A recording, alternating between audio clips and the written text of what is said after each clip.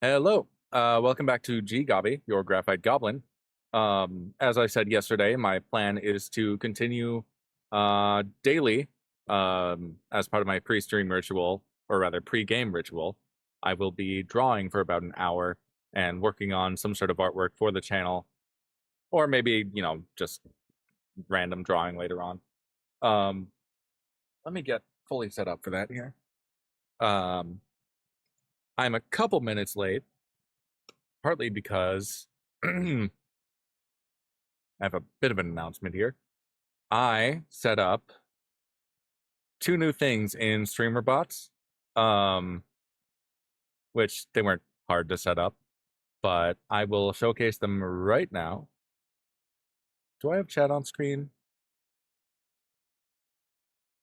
Well, we'll find out if chat is on screen. In any case, if you want to, if you're in my Twitch chat and you want to let me know that you're listening, but you're not really up for chatting, you can type in, and this is a very common command, you can type in !lurk.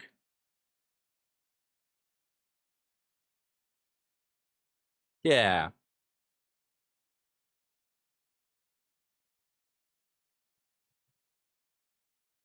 I may fix that message.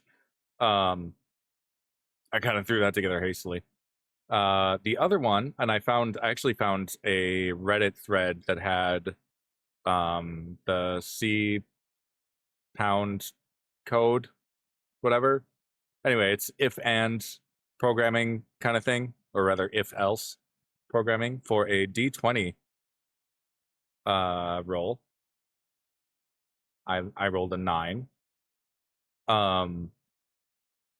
But that will also, if I tested it out before stream, it'll also let you know if you critical failed or critical succeeded, just, for the D&D flavor, whatever. So hopefully there will be some dice rolls relating to that.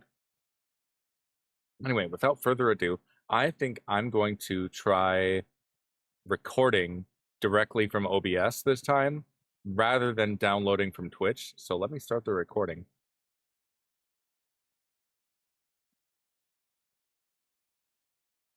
Hello, welcome to GGobbie. This is your graphite goblin. I am coming to live from Twitch, but if you're watching on YouTube, this is probably my YouTube VOD. In which case I'm not live, but you are welcome to come join me live 5 p.m. Central Time on Monday through Thursday, or at noon on Saturday, Sunday. Today I will be, as I do every Monday, Tuesday, I will be playing Divinity Original Sin 2, but for the first hour, I will be drawing something for the channel, per my dedication to doing hand-drawn art for my overlays. I actually started this last stream. If you are following my VODs, then you probably know that already. But if you're just tuning in, then yeah. I also finally set up a hotkey for assigning chapters, and I'm going to test that later. I won't really find out if it worked until after stream, after the recording's done. It looks like everything's going well, though. It doesn't seem like it's draining too much from my resources. So, without further ado, let me move my camera and switch into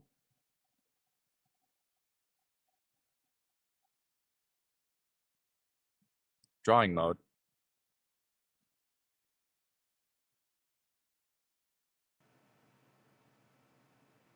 There we go. Why do I hear myself? That's weird. There we go.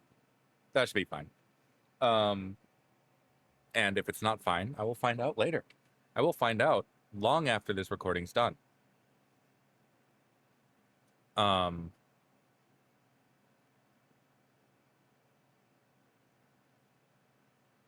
Yes, hello. Let us continue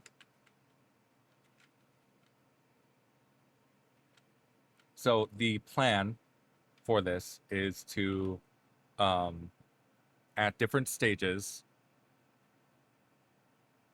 scan this, um, and then frame by frame, I'll be making basically a framed, um, a framed. I'll be making basically an animated overlay, or at least I'm going to try to. I am totally winging all of this. I have some concept of how this is going to. I have concepts of a plan, guys. Um, but yeah, I'm not entirely sure how this is going to turn out, if it'll turn out well at all. I have a decent idea of what my plan is. Hopefully it'll end up being very cute.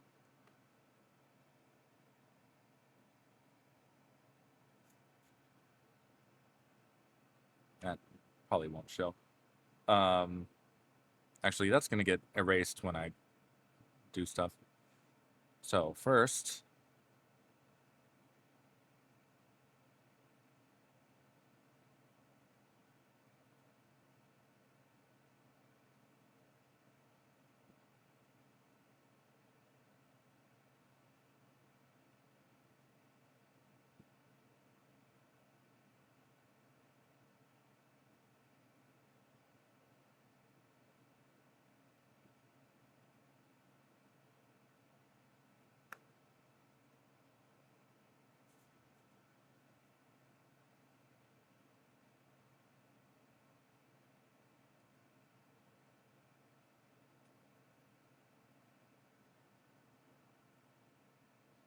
so I was talking to a friend about this earlier.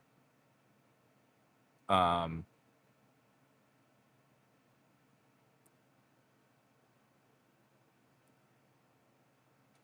because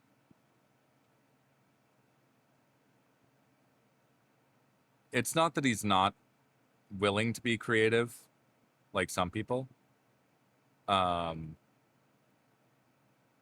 But he's maybe one of those that doesn't see himself as someone who can draw.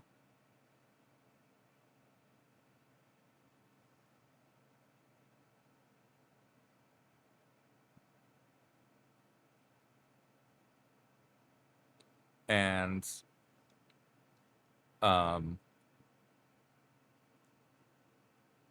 you know, with the way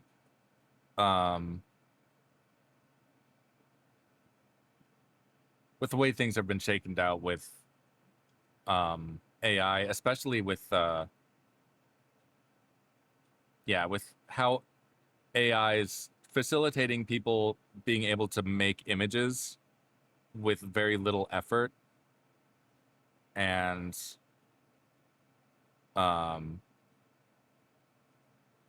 you know, you could, if that were the only thing, you could make an argument in favor of that. I can kind of see that. Now, me wanting to be a paid artist eventually, and going to school to be an artist, I don't want to have my job replaced by robots, obviously. And I think it really sucks for artists right now because there isn't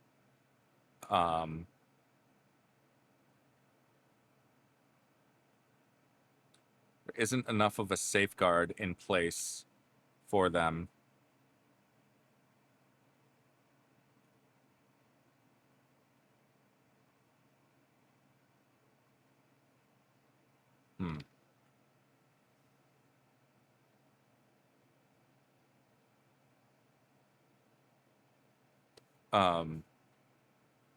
But I do want to encourage anyone that doesn't feel like they are creative, to just try it, to figure out the mindset that it takes to go in and just make a thing. And it doesn't have to be your D&D character. I have another friend who used to be a coworker of mine, Carpenter. One of my mentors, actually. He trained me on a lot of the my early time. Um,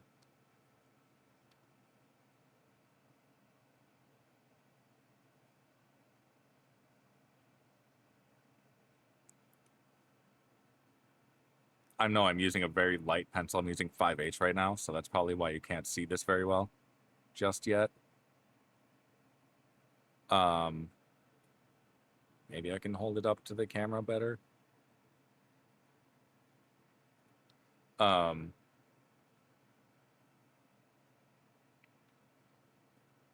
but like, yeah, it doesn't have to be a D&D character. I'm actually taking a pottery class soon. I think with carpentry and even engineering and that kind of thing, you do see a lot of creativity and ingenuity. What I do with visual art, um, there, I don't want to say that there isn't like a core ability that you need to develop. And there are certainly a lot of skills in terms of like how do you render something like a wood grain, or how do you render anatomy, that kind of thing. How do you shade things? How do you uh,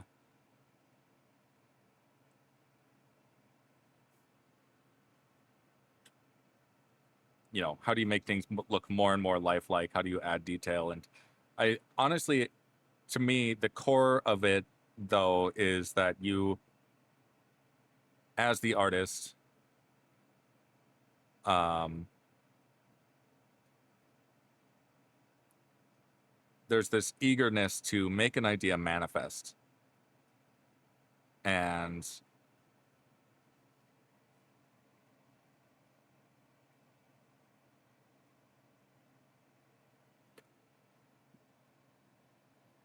looking a little weird here.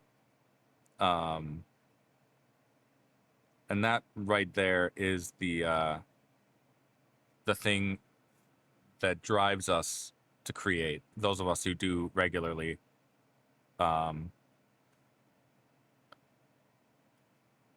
it's a desire to really make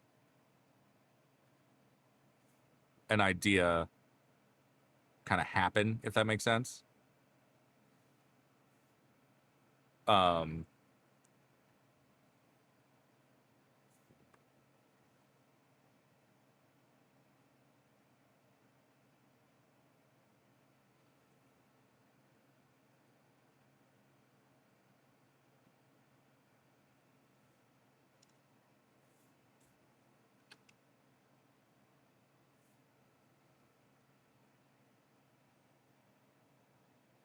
at some point, I'm gonna have to do emojis, so I'll be doing um,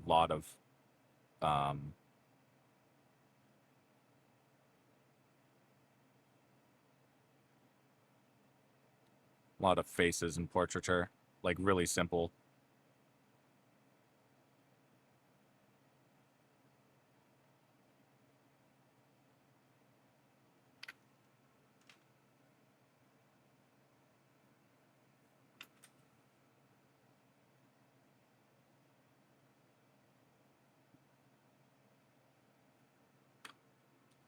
Yeah, like I have this idea in my head.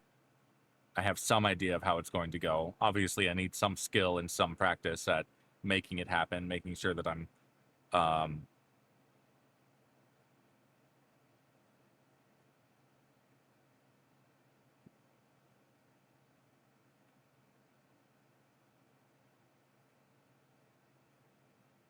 making sure that I'm conveying the idea effectively.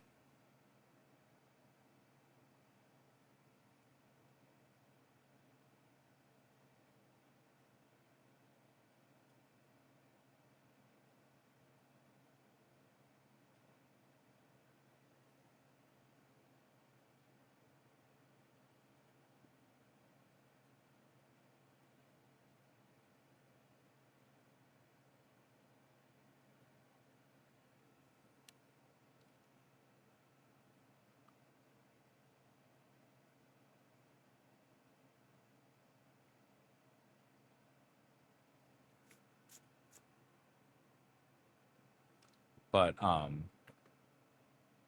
yeah, a lot of it's just having an idea and wanting to see it through and wanting to put it into the world. Um,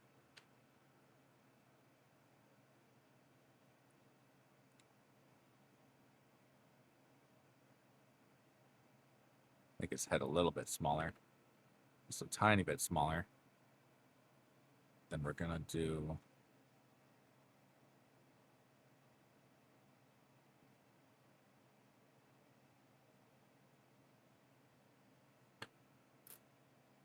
um,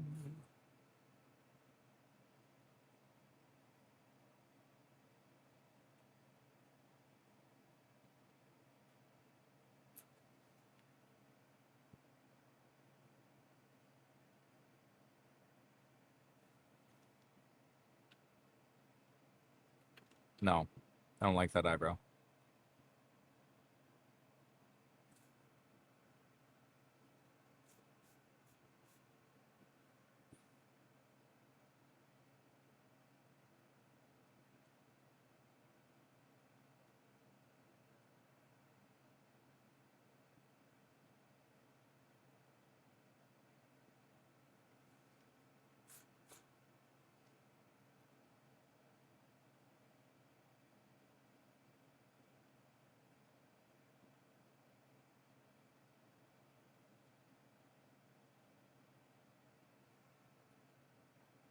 Yeah, you just wanna make sure you. Oh man, I'm rambling. I feel like you get me though. Like it's not just about um it's not just about like having the ability to envision something. That's certainly important, but a lot of it is, and you can actually nurture that ability. I firmly believe that like um what some people see as like a raw talent or capacity for this is something that can be developed.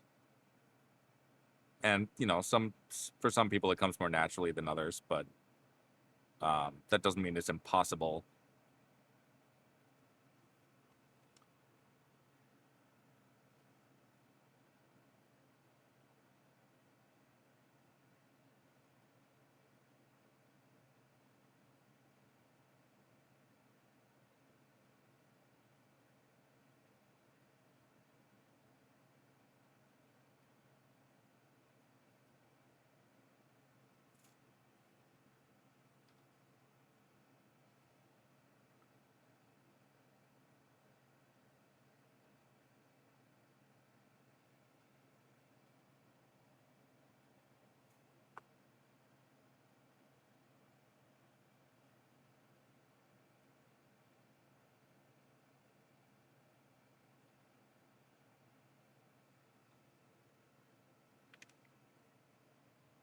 Getting a little smudgy over here.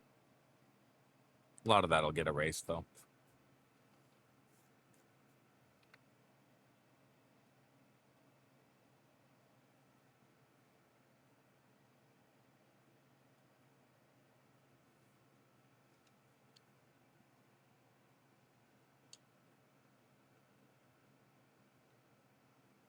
All right. We can probably move on to something darker.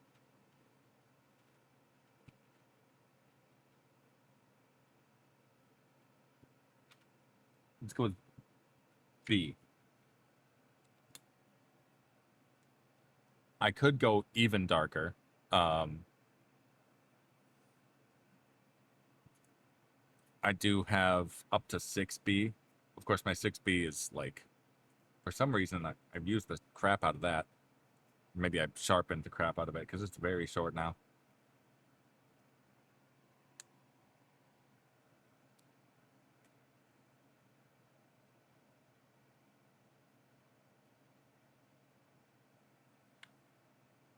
Yeah, there's the precision.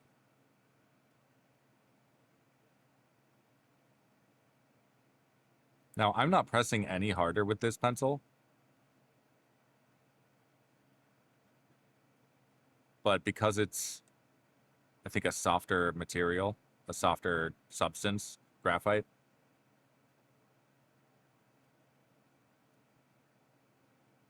um,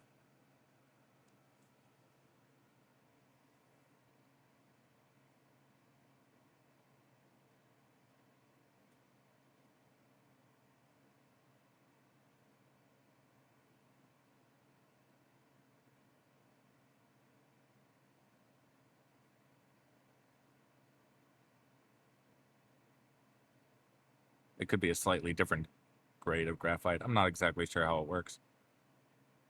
I don't know. I just work here. I just use them.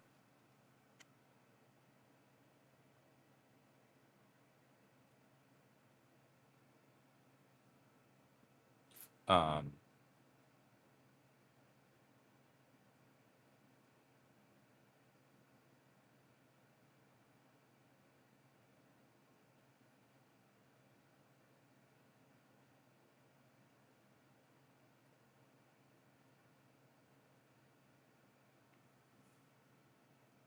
but it does produce a darker line.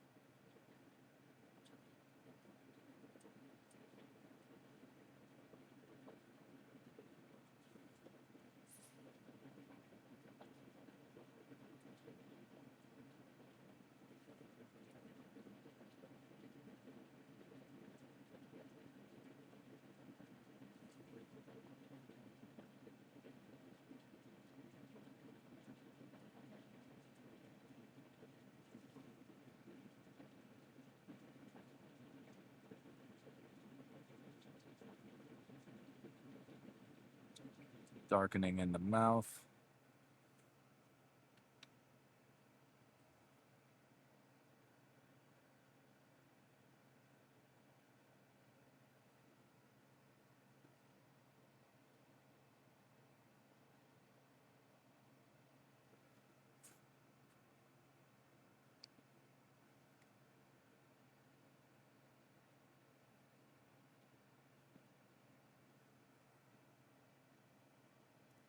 The ear I don't want to be too dark. I mean, obviously I want the outline to be dark, but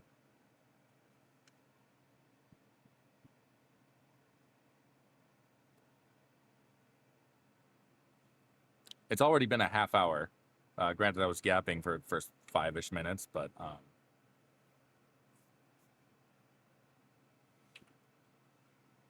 right, we're gonna move on to a lighter pencil.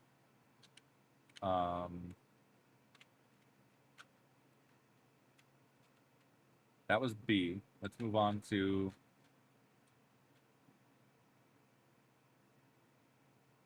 sure 3H.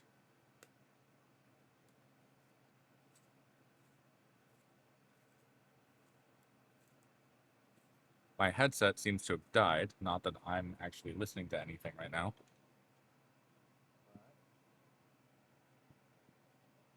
Give me a moment.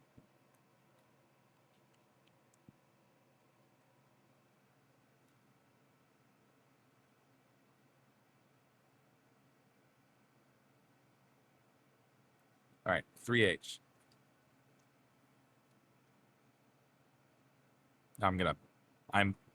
You see me rotating the page around. I'm keeping it comfortable. Oh, that's fine. Now this, I really don't want to go too dark.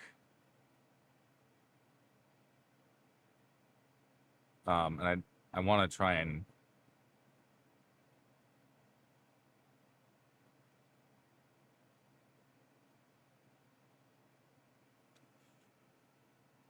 keep it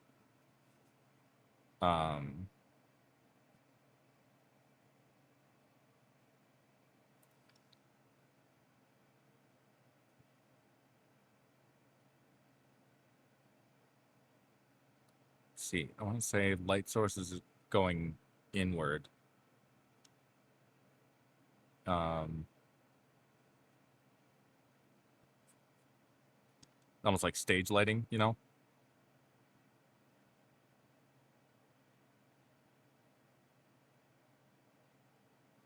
So maybe I can do shadow back here.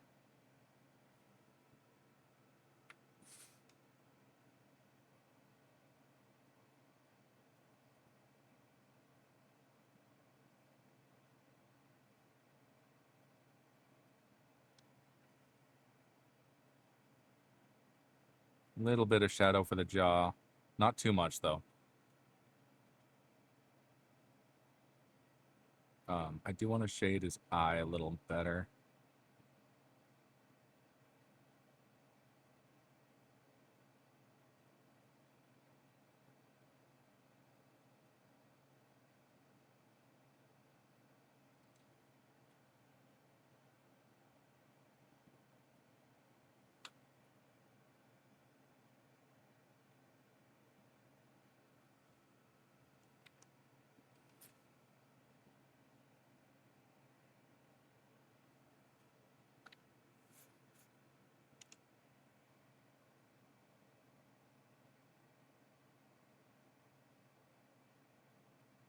Get some of the creases in the ear. Creases and folds and all that. Plus, yeah, we can do a little bit of that.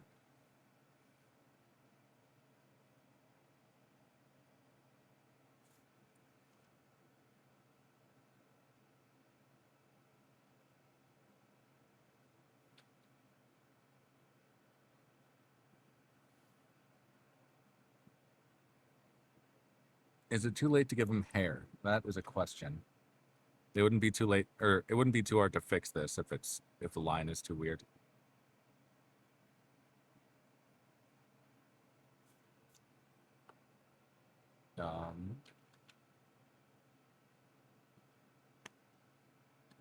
5H, I think. Yeah.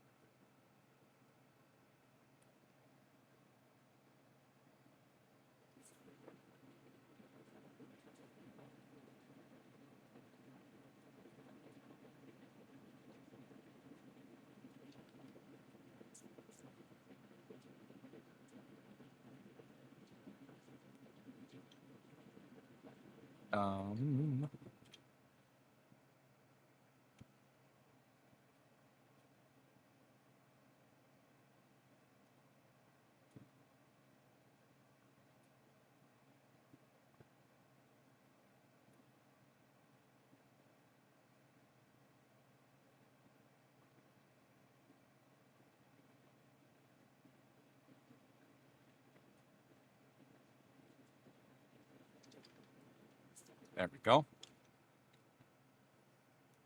Then I think we'll do the hair in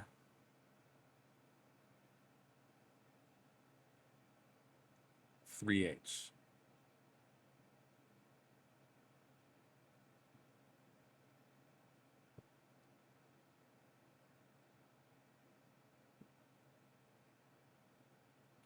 Now,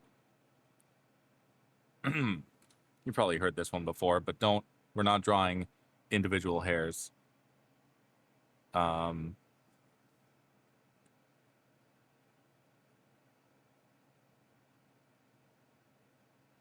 we are shading the overall shape of hair. Now, if I were doing like, arm hair, body hair, that kind of thing, I might do like a squiggle here and there as individual. But like when it's big locks of hair, or even a beard, as scraggly as beards can get, you still want more of the overall shape and the sheen of it versus doing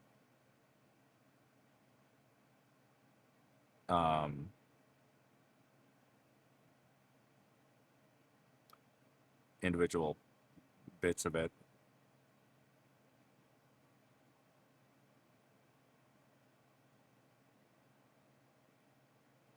So you want more of like a texture like this. Of course, I need to assert this line as the foreground.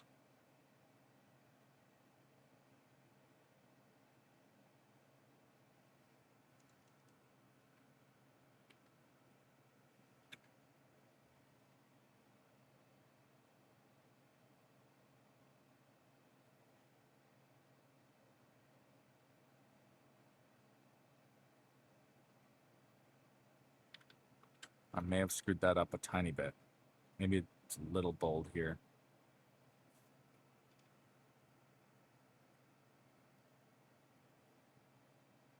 But from like here onward should just be scalp.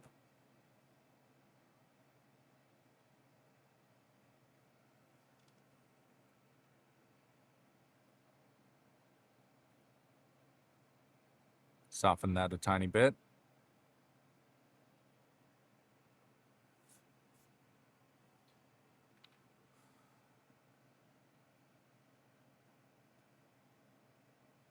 Clean that up a tiny bit. And like you'll see this with anime too, where they do spikes. I try not to do the spikes too like as closed shapes, but I try to do, kind of wispier motions, like that's not showing up on camera. I'm sorry. I need a better camera for this.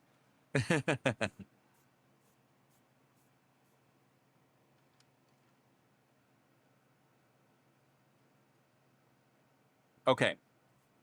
That's one GGobbie down. I'm going to...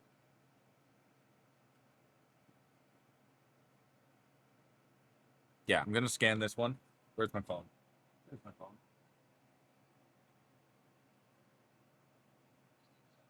Nope. Nope, nope, nope, nope, nope, nope.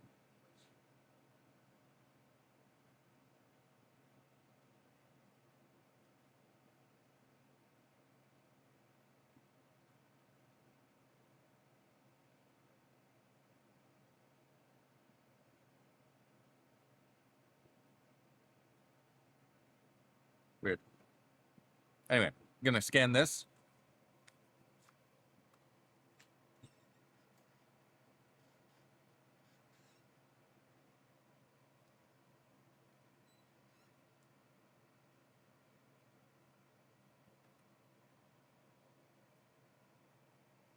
I forgot to start up my printer.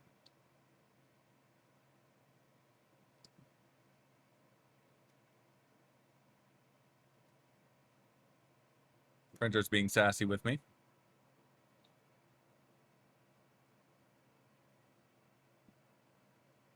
Okay.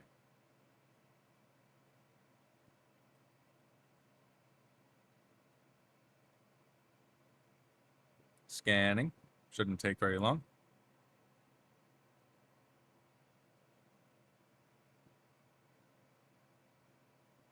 Oh, I'm not connected to the Wi-Fi.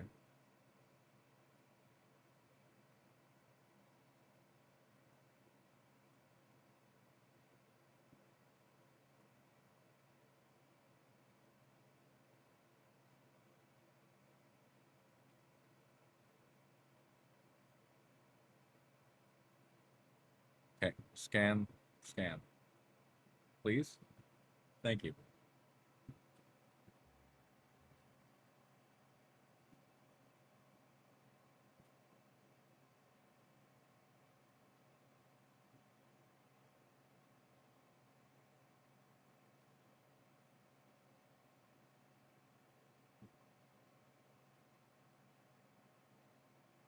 Perfect.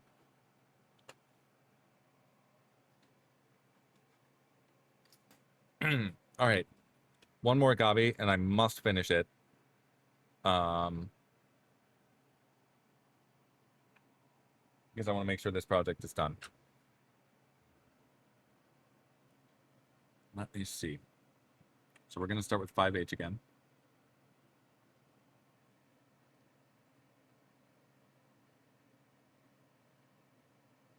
Now, I need to get better at drawing...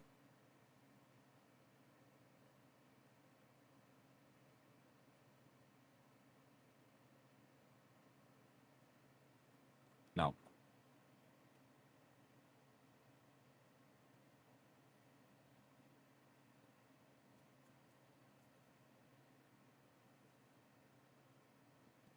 I need to get better at drawing from...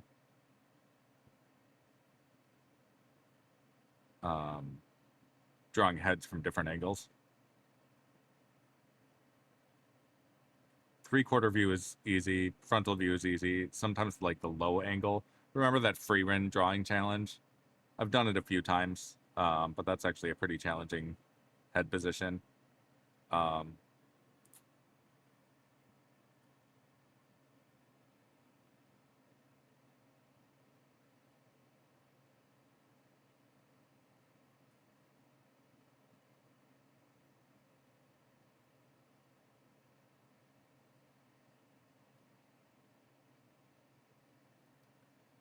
I'm gonna do there for the eyes.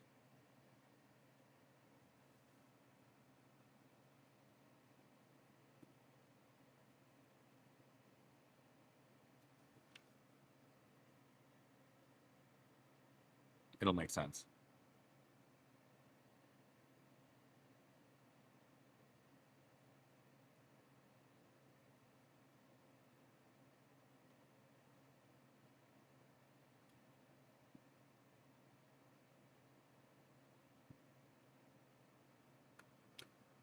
Yeah.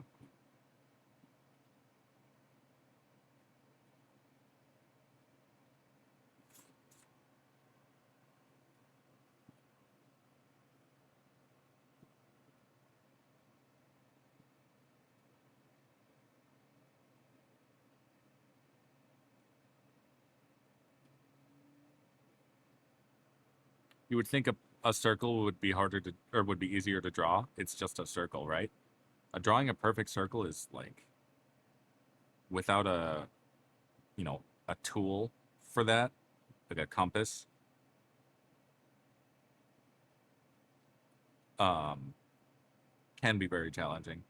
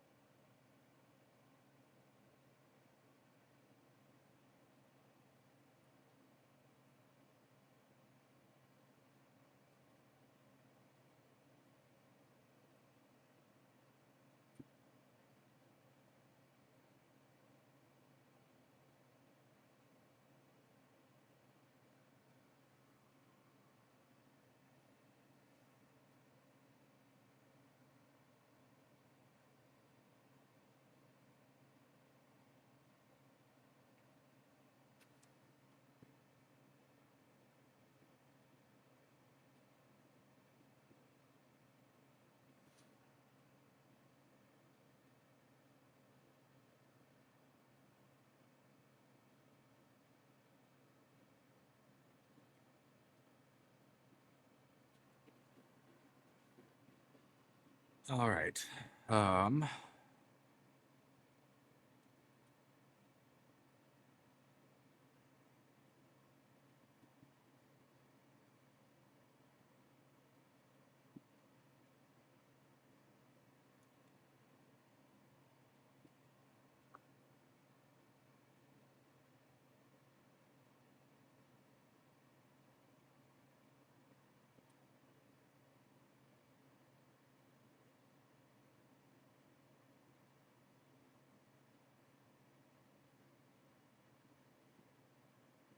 Couple little fangs here.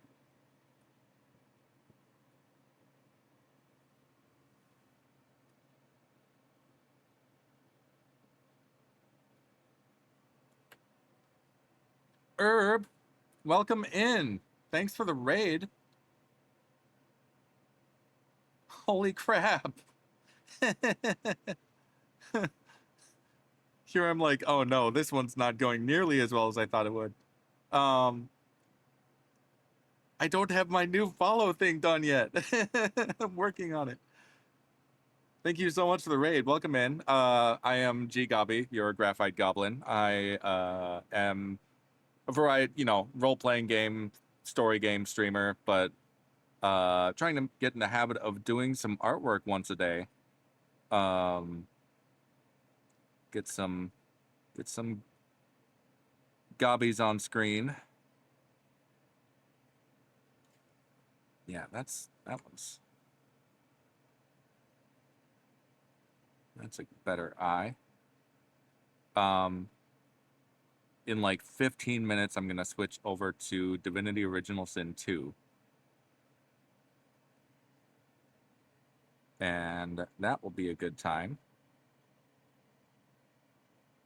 Nearing the end of Act 1.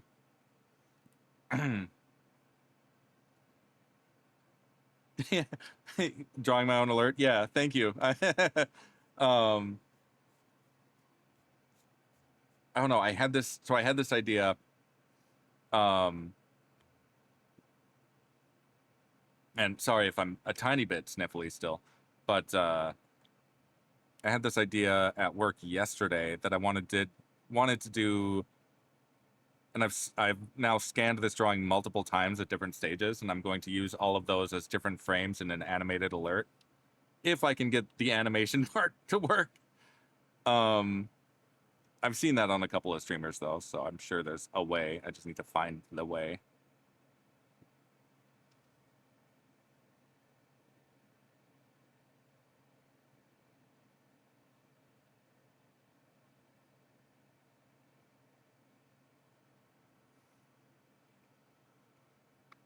All right, let's get rid of some of these guidelines here.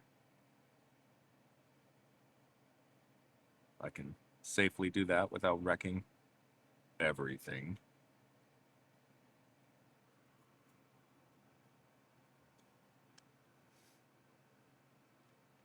Thank you.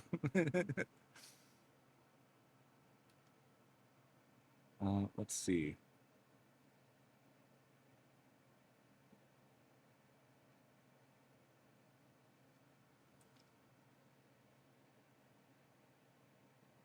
Now, what I'm presently working on, because I'm using a lighter pencil, I'm on 5H currently.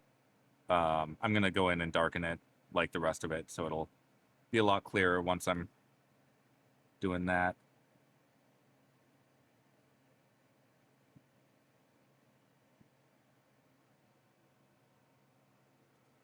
Oh, that's why my headset died. It didn't die, it just didn't have any audio coming through it. His head is way too big.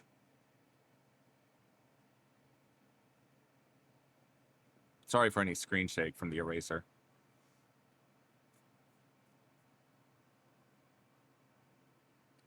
Yeah, I figured I'd do like some bigger stuff for the major ones, like a new follower and a sub. But let's see.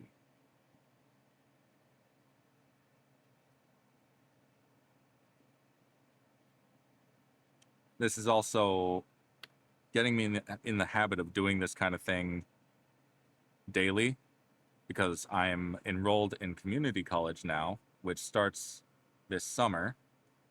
I'm trying to get in the habit of doing homework,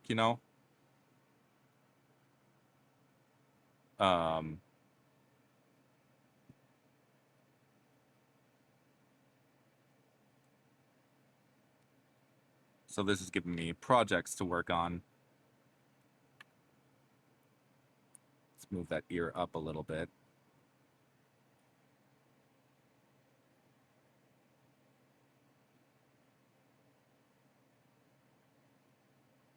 I figure since I'm going to art class, I mean, the first one's going to be ceramics. I don't know how I can apply that to this channel, but um, uh, I'm hoping that a lot of the art that I learn and figure out, I can put back into the channel.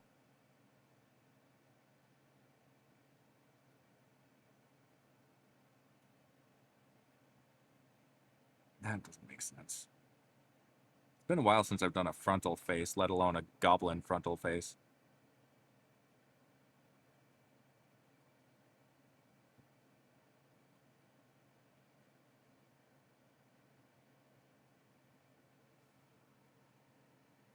Did I botch that ear? I might have botched that ear.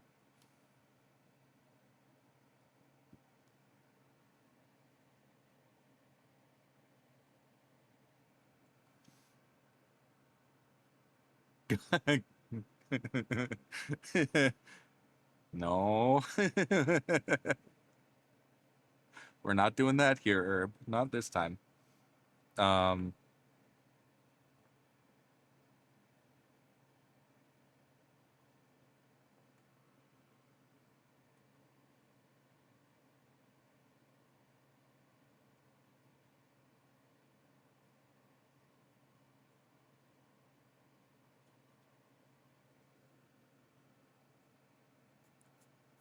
you know what? He's a goblin. He doesn't have to be symmetrical.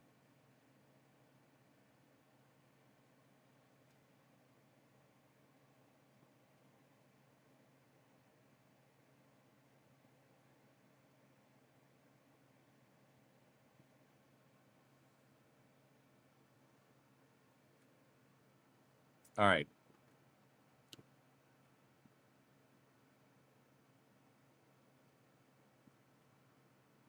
What do I give him for hair? Do I give him hair? Do I have time to give him? I have 10 minutes. Um,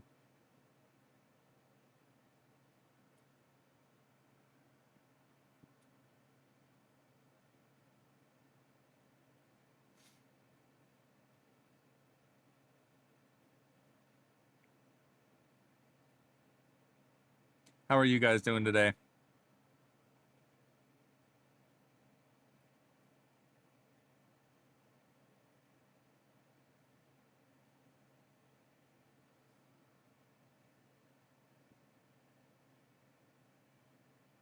Herb, did you get any farther in that Darwin paradox? That game looked really cute.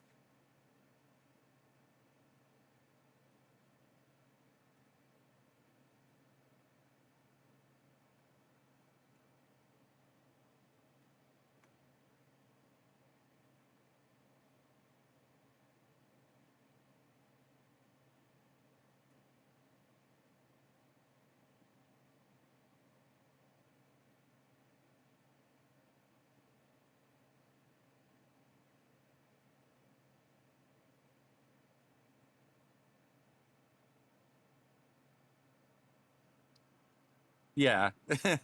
I'm normally not a platformer either, but it does look really cute and it gives me kind of that same Mars Attacks itch, that same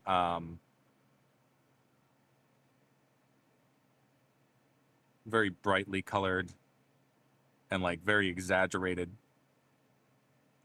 expressions and all that. Very cartoonish.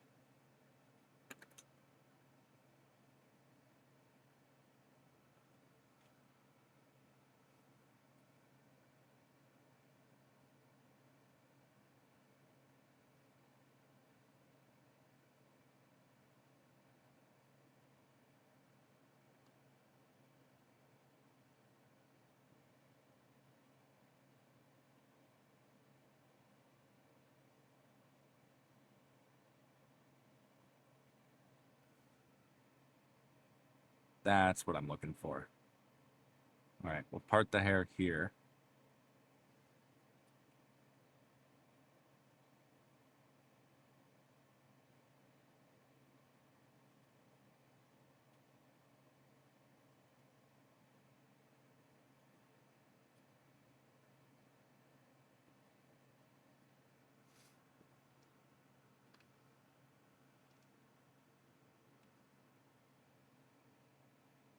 Okay.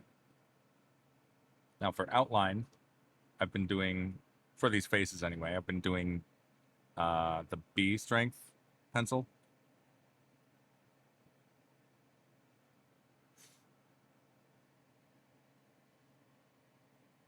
So I should probably get the front ground stuff first.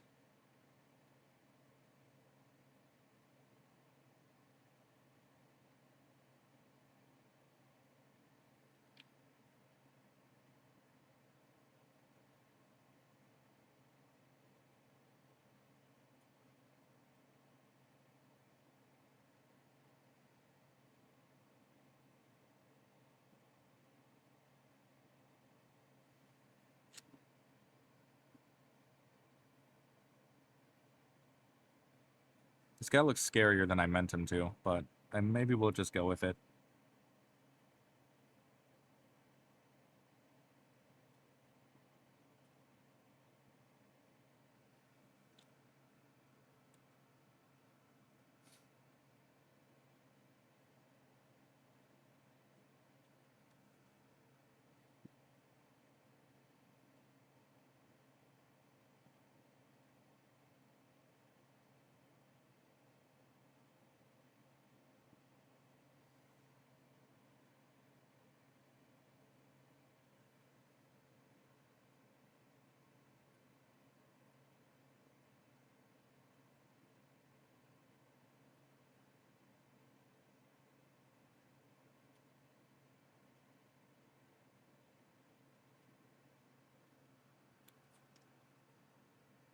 Um,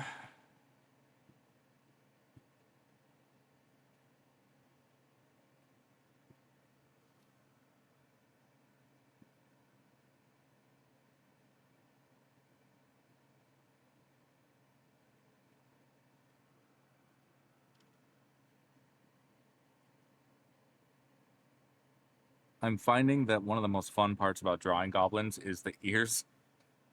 Weirdly enough, there's just like a lot of fun in just putting those details in.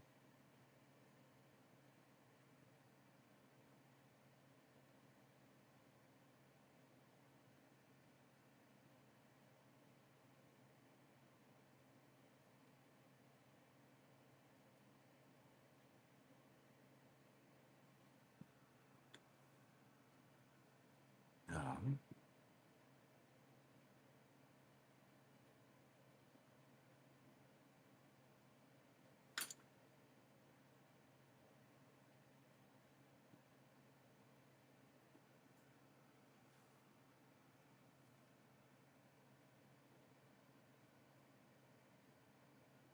Maybe tomorrow I will. Now this is gonna stay graphite for the most part, but I do have to put it into digital art software to get the transparency, so it's not just mostly blank page.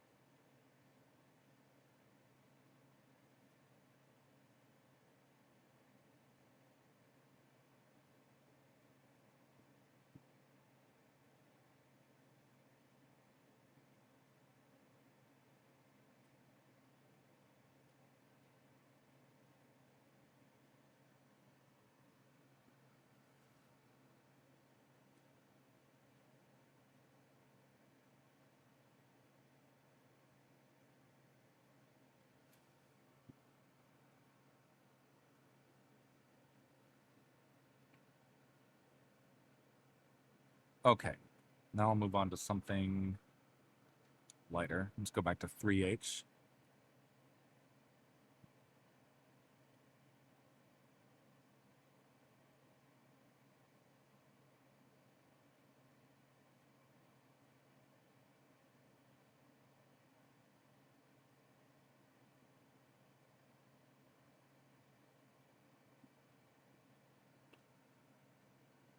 Not exactly sure what I'm doing shading this hair.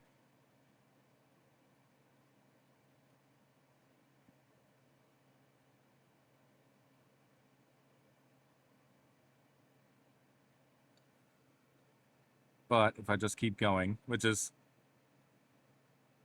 something I was going to mention earlier in the stream, but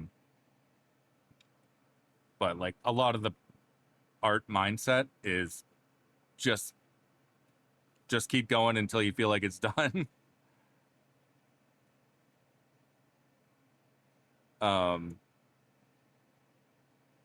and that's, you know, with any creative thing, especially like freeform creative thing. If you're not like following a specific design or something, and you're, or if you're not like trying to copy an image, like even then though, like you might look at it and think, hey, there's more detail over there that I want to get to. And yeah, that's another one too. Like just kind of do it. And that's one of the things, one of the reasons I picked goblins as kind of my symbol for this, because I'm very new to streaming. I'm just gonna be candid with that. Um, but I figure, you know what? Goblins roll out of their little hole in the ground and go into battle with adventurers 3 times their size. Well, 3 times their level. You know what I mean? And you know, they don't hold themselves to any expectations or standards. They're unkempt, they're uncouth, they're whatever. And you know, they're not aiming for perfection. They're just doing what they do. All right, I better darken these eyes so that they're not so piercing. Make them a little cuter.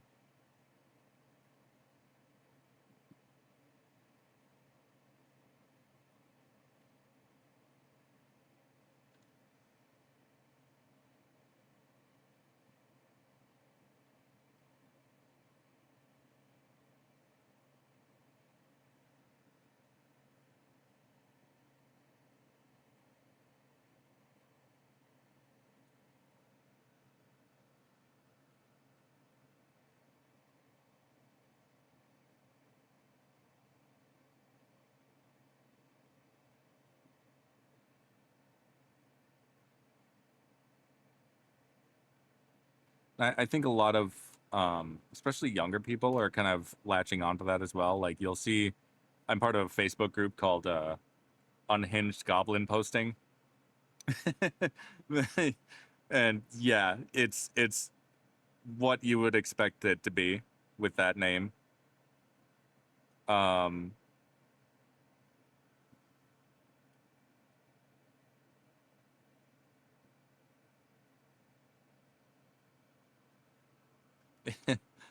there people be out here just kind of doing weird stuff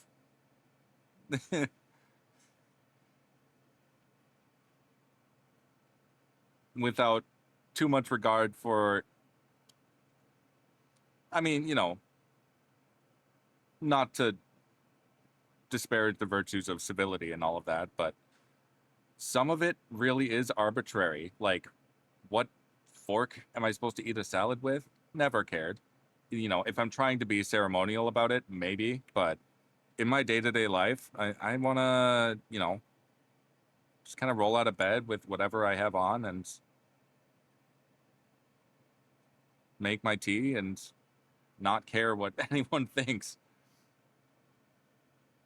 Draw my little goblins. Um,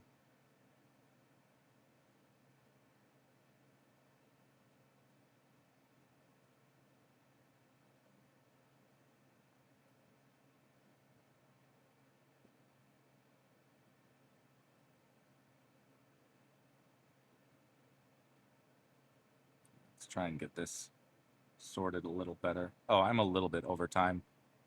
Um,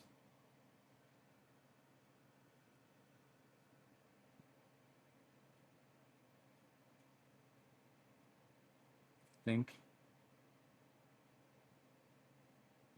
we can probably call that good. Thank you for bearing with me for that. I'm going to throw that in the scanner, but I will switch myself back into chatting.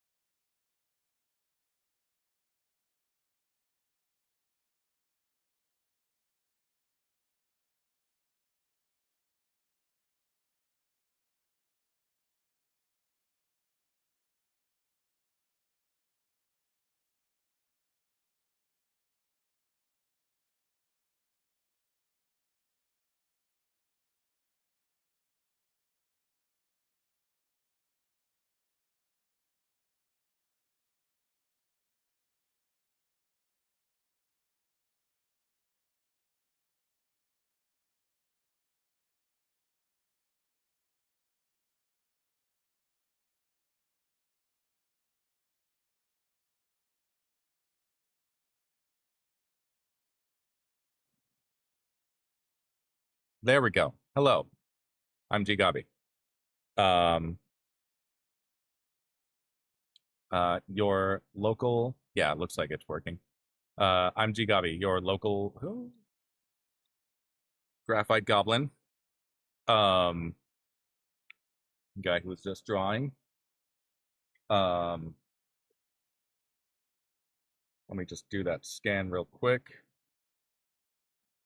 And that will throw us into game.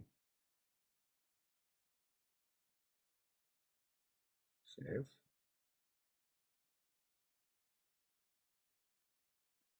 Thanks for catching the mute too, because I'm known to do that once in a while.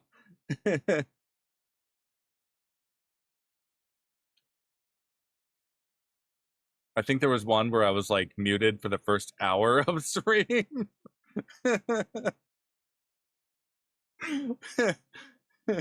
Nobody said anything.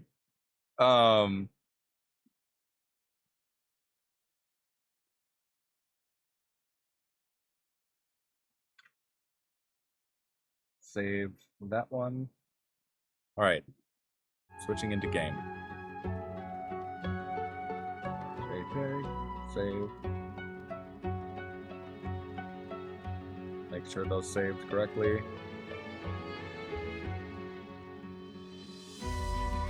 Okay, that'll be very cute when it's done. Divinity.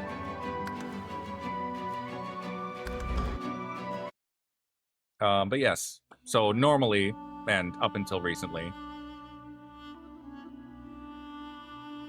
maybe he's muted on purpose? No, I'm definitely not muted on purpose. I'm a chatty person.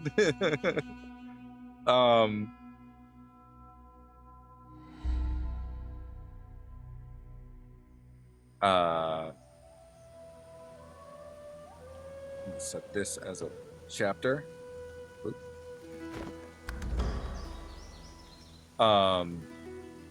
Last time on Divinity Original Sin 2, Tactician mode, I met a blinded magister who had, well, he had been left behind by the other magisters when they were attacked by undead. Realizing that I'm a sorcerer, he tried to apprehend me, but in the process of that, well, while he was trying to do that, the undead returned. I chose not to let him die, let alone kill him. Oh no, an ad is starting. Okay, I'll wait for the ad to finish before I recap too hard. I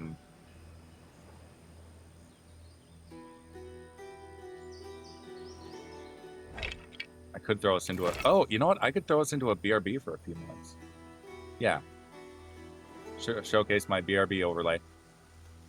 Break time, Gobbies.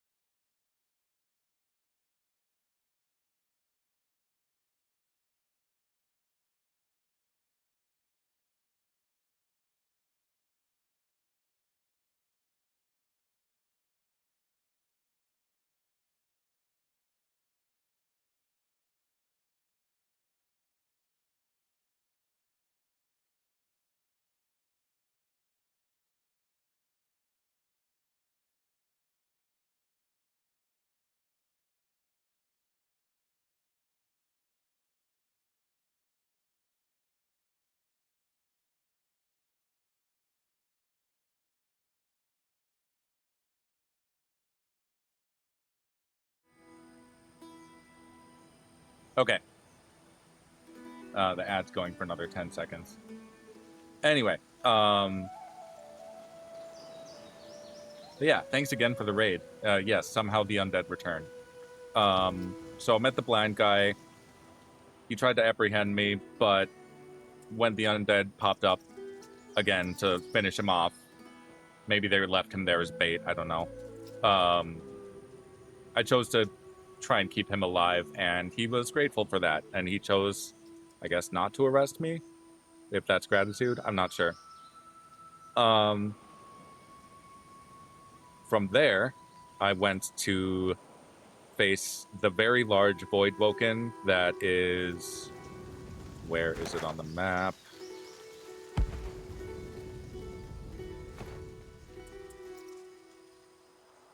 It's over here. Here. This part on the map. You can't see anything. It hasn't been... I'm too far away, so it's not rendering. But yeah, there's a very big fight, which should account for why there's so much blood everywhere.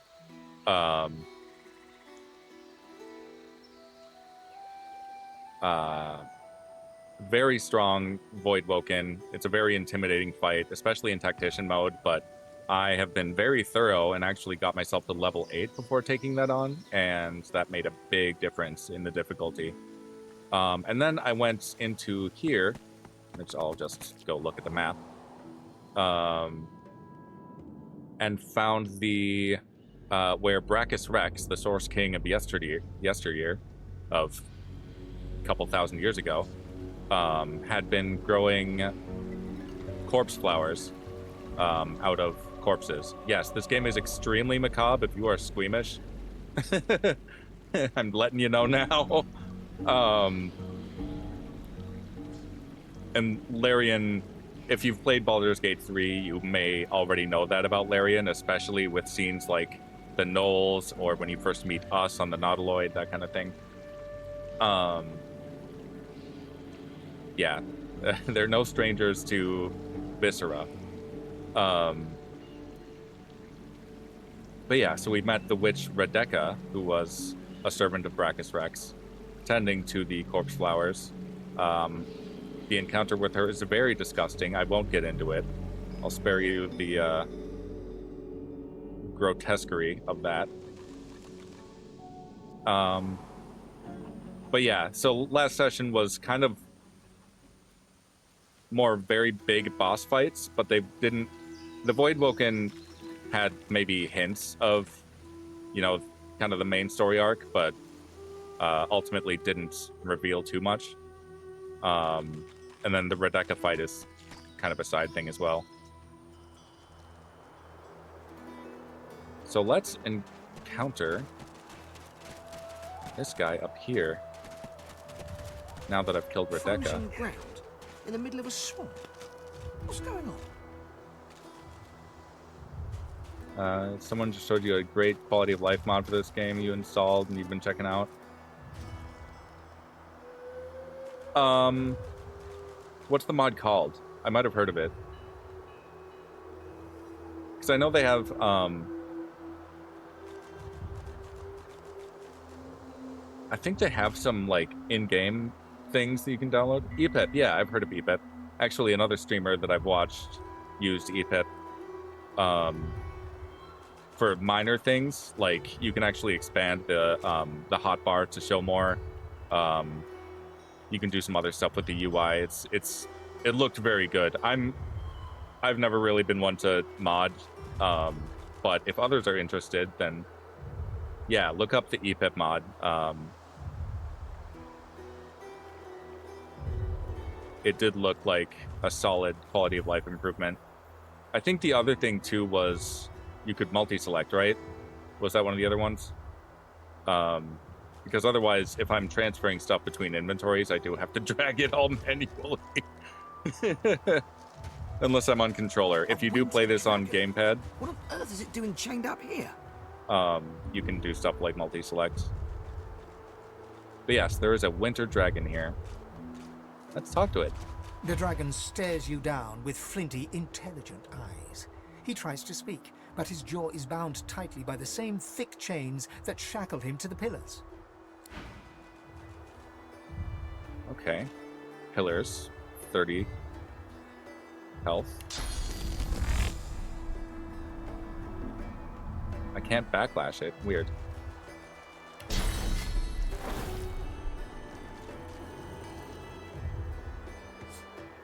Attack.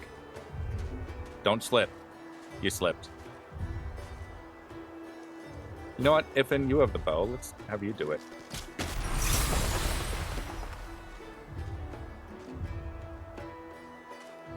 He's gonna slip too. Yep.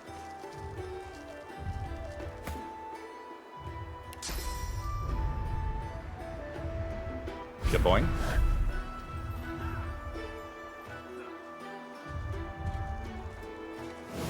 The dragon rakes the earth, icy claws, quakes from the impact, knock you back. The freed dragon looks sick and pale.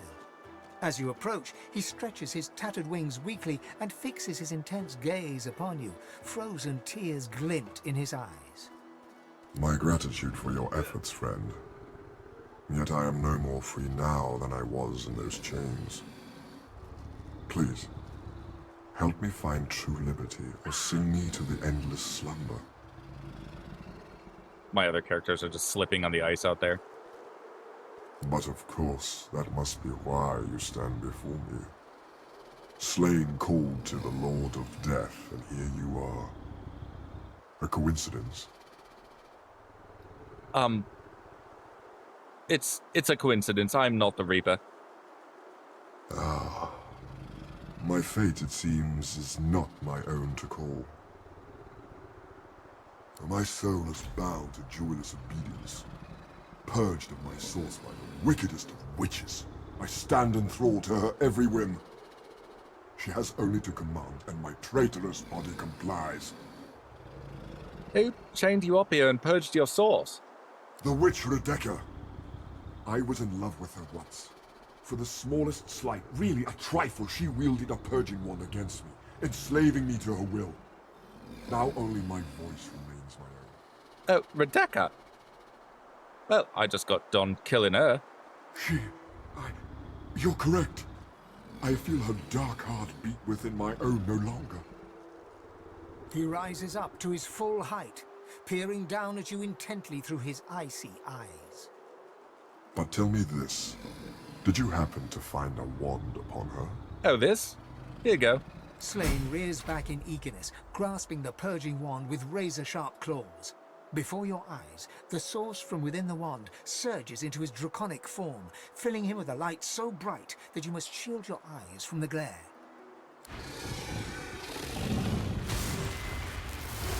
The blazing brightness dies down. Squinting, you now see no dragon before you, but the figure of a handsome lizard. A handsome lizard with the same eyes as Slane. Oh no, he's hot. His eyes still blaze, a piercing silver. A triumphant smile dominates his face as he bows extravagantly before you. Slane. At your service. Are you a lizard or a dragon? Neither. Both. I am a dragon knight, the last of my bloodline. Shifting between two shapes is our greatest gift. I faced great peril helping you. I hope a powerful dragon like yourself might prove a worthy ally. He smirks. I offer my aid to those deserving. You have more than proven yourself as such. But I am no errand boy, and I do not come when called. Oh. When you are truly at a loss, when you have no choice but to back down or perish, you will find safety in my shadow. This, I promise. And how will you know when we need you? I am a dragon knight, aren't I? We have a knack for knowing. Slane smiles at you and turns to leave. He takes no more than a few steps before he shimmers out of lizard form, blurring in midair back into a majestic dragon that soars away. Bye, Slane.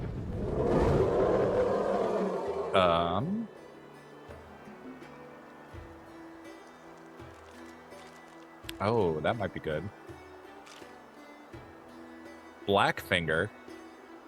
It's a wand or a staff. I think I need the physical armor more. Finesse pants. Wait, I could get 2 pairs of finesse pants that are not identical, but same level.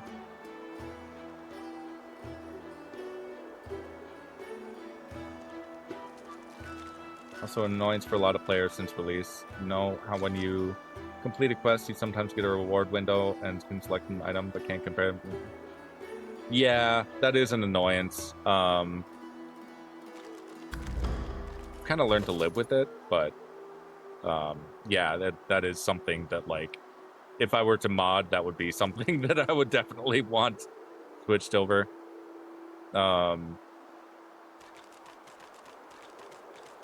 See, Ifin, what are you wearing for pants? Level 3. We can do better.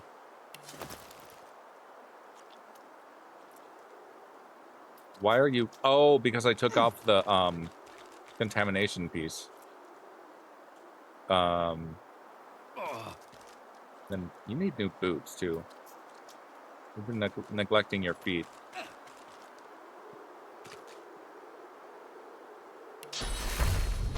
Heal yourself. Nope, that's the wrong button. By the way, welcome in, Slide. How you doing? Let's see.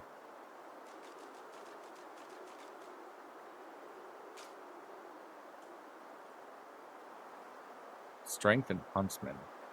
Yeah, we'll go with that. Or... No, we need the full Tyrant set on him. Oh,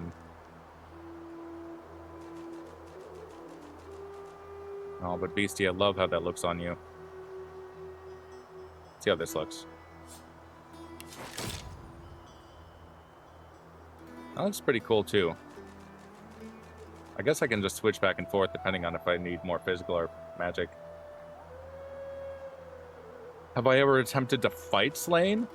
Is that a thing?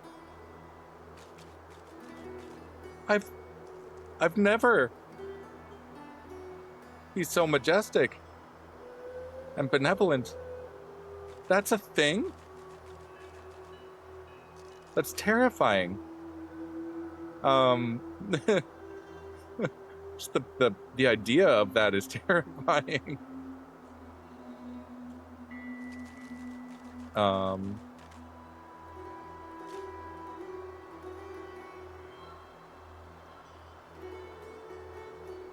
Yeah, I'll hang on to that.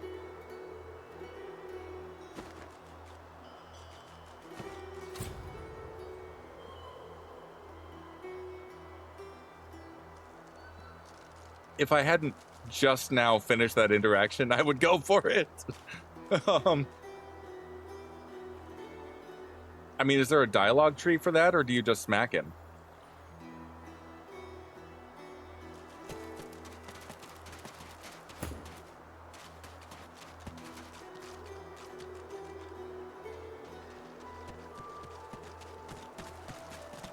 Oh.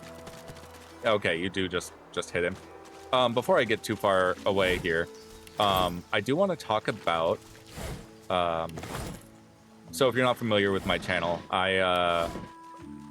when I learned of the new upcoming Divinity game, which is probably still years away, I had already played both this game and Divinity Original Sin 1. You know, DOS 1, DOS 2. But I had not played the previous Divinity games going all the way... So I went all the way back and played them in order of publication, starting with 2002's Divine Divinity. And then I went all the way up through not just Divinity 2 Ego Draconis, but I also played Dragon Commander. And the Divinity games go in 3 phases, where Divine Divinity and Beyond Divinity, where it's sort of like your Baldur's Gate stand-in. like the older Baldur's Gate games, Baldur's Gate 1 and 2, where you have that top-down isometric action RPG, but with pausing. I forgot exactly what the phrasing or the wording of that.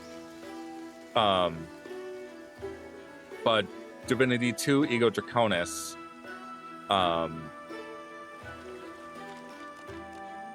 highlights the concept of a dragon knight, because you play as a dragon knight. And that becomes like the focus of the games in Phase 2, where in Ego Draconis, it plays a lot like, I was calling it Timu Timu Elder Scrolls, or like if you were to order Elder Scrolls on Wish. But it also has, it reminds me a bit of like if you were to mix Elder Scrolls with Drakengard, where you have shifting between action RPG and aerial combat simulator. And it does both well enough. It's a very playable game, and you can have a lot of fun with it. There are people that certainly love it. I think for me, it was maybe a little bit dated, and it got a little bit tedious after a while. But there is a lot of lore there to unpack. It actually takes place, in terms of like chronology, it takes place years after this game. But it's really hard to say whether or not it's canon, because they've been fairly loose with canon. But your main character is a dragon knight, and he can switch between a man and a dragon. And then there's the sort of a spin-off game called Dragon Commander that takes place an unknown number of centuries before DOS 1 even. And it's like the earliest point in the chronology, assuming it's canon. And in that game, it's actually more of a real-time strategy that also has like a Risk, like the board game Risk outline to it, where you do the sort of turn-based, move your pieces around, but then once there's a conflict, you can opt to actually go on the ground with your units and treat it like a real-time strategy, like StarCraft, Age of Empires, that kind of thing. Maybe like a much simpler, more rudimentary version of that. But there's stuff you can unlock and upgrade and that kind of thing. But the real cool thing about that game is that you are playing as a dragon commander, basically a dragon knight, but you are the emperor of the world, or you're trying to be. And you can switch from being the player with a cursor, like this arrow, clicking on things, gathering units, that kind of thing, to actually shifting into a dragon form and going into battle and raining fire on your enemies. It's actually a pretty cool concept. I wish they built on it even further. What is really funny about that game, though, is that it feels like it's more voice acting than game. There is so much dialogue in that game. I'm pretty sure the actor that plays the Red Prince, who I have in my party here, also plays a lizard in that game, and it's like one of your main advisors. But the other thing with that game is that it is overtly political. You're making choices on things that would be relevant to when it came out in 2013 to like modern day politics. So they talk about gay marriage. They talk about, general weapons control, not gun control. They talk about that sort of thing. So if you're like not really wanting that in a game, I could see that being kind of a turnoff. But it is, there is some fantasy in being able to like make decisions on that kind of thing, and feel like you have some control over the world and you can just give your say and that kind of thing. And it's also very interesting to see where each of the Rivellonian races, dwarves, elves, lizard folk, imps, that kind of thing, where they stand on each issue. I thought that was very fascinating. I'm a longtime dwarf enthusiast, and I was kind of disappointed to find that the Dwarven ambassador is like Ronald Reagan in a lot of his decision making. But yeah, very fascinating. I ended up aligning more with the elves politically in that game. So yeah, I think it's a very interesting thought experiment, and the game aspect is fun, but I got more enjoyment out of the dialogue and situations. Anyway, enough yapping about the Divinity series. I just wanted to highlight all of that because the Dragon Knight, that was a very, very clear reference to an aspect of Rivellonian lore that you've just played DOS 1 and 2. Yeah, and like I'd only played DOS 1 and 2 like a few times over before finally going back. I'm like, I need more. I need,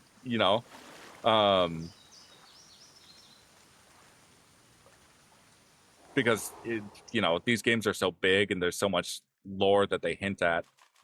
They talk about a character named Damien that's extremely important, especially to Divinity 2, Ego Draconis.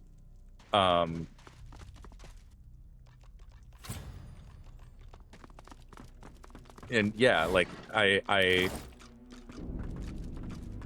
you go into that sort of those older games like Divine Divinity, it feels like it was made in the 90s. It feels like it has the same sound font as Age of Empires, or maybe Age of Mythology, in terms of like music. But it has a lot of charm. It has a lot of heart. You can really tell that the developers, really wanted to make something fun, and they experimented with ideas. Yeah, I'm really excited for the new Divinity. That's at the heart of my journey, is just wanting to play that new game. But I'm really excited for them to revisit a lot of that other lore as well, because when I look at Baldur's Gate 3 and the scope of that, and how much, even with just the limited amount of Faerunian lore they were able to work in,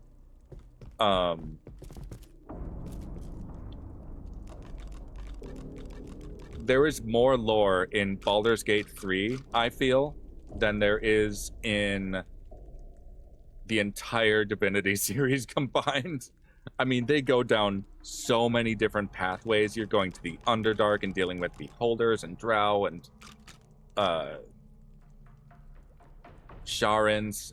You're meeting Driders. You're meeting all sorts of stuff, and it's just like all different aspects of D&D, and they managed to fit so much of it into that one game, and it's extremely impressive. And I'm hoping that their ambitions for a new game in this setting,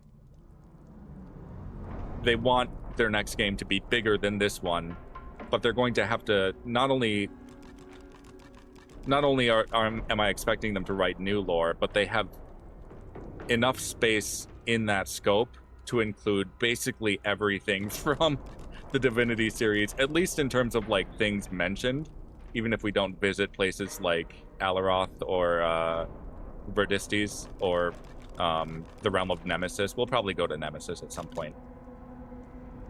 That may be going way over your head, and I totally understand it. But I like, now that I've gone through this whole series, and I've actually read the little like short novella books as well. Child of the Chaos was the better of the two, by the way.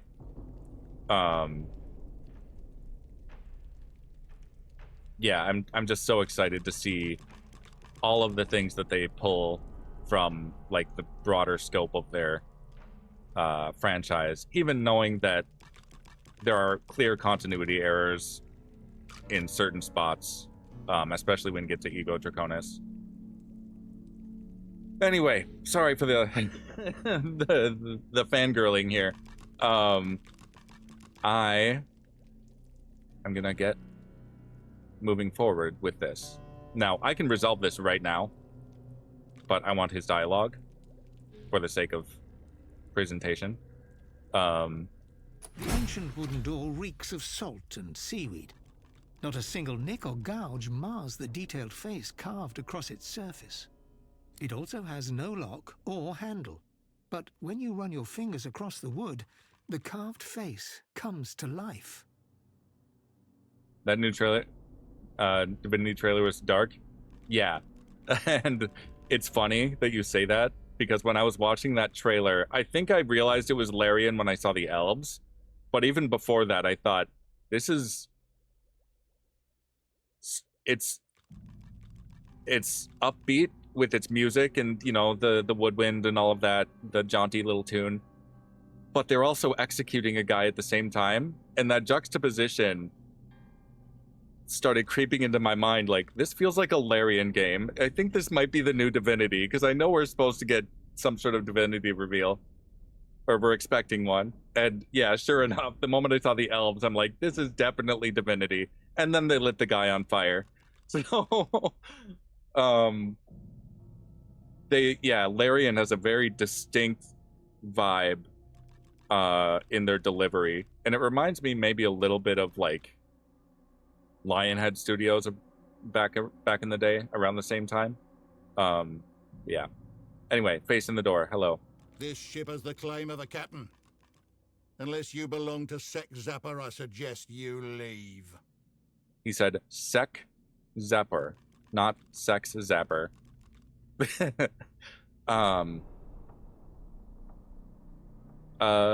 Won't you open? Well, since you are so polite like. No! I gently push at the door while it's distracted. Failed. Nice try, you dope. Didn't you hear me on the first go-round? What do you guard? I be the guardian of me captain's flagship. I'm what stands between dross like ye and his life's work. Take my lead. Get out my sight, you bilge-drenched vermin. Hey, Iffin, you're more persuasive than I, or perhaps intimidating. Let's give you a go. The ancient wooden door reeks. It also has no lock or handle. But when you run your fingers across the wood, the carved face comes to life. This ship has the claim of a captain. Unless you belong to Sech Zapor, I suggest you leave. And what do you guard? I be the guardian of me captain's flagship. I'm what stands between dross like ye and his life's work. I'd like you to open. Well, since you are so polite like. No!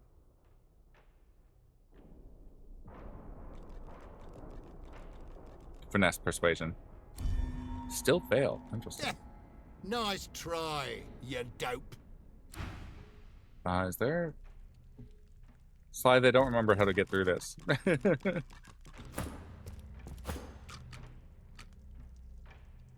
ancient wooden door reeks of salt Hello. and seaweed. Not a single. It also has... This ship has the claim of a captain. Unless you belong to Sech Zapor, I suggest you leave. Pardon me, belong to the captain? Slaver of the seas. Think he picked that name out of a lucky bag? Well, I'm going to need you to open, so we can sort this out. Well, since you are so polite like. No! I slam into the door with all my strength. Failed. Nice try, you dope.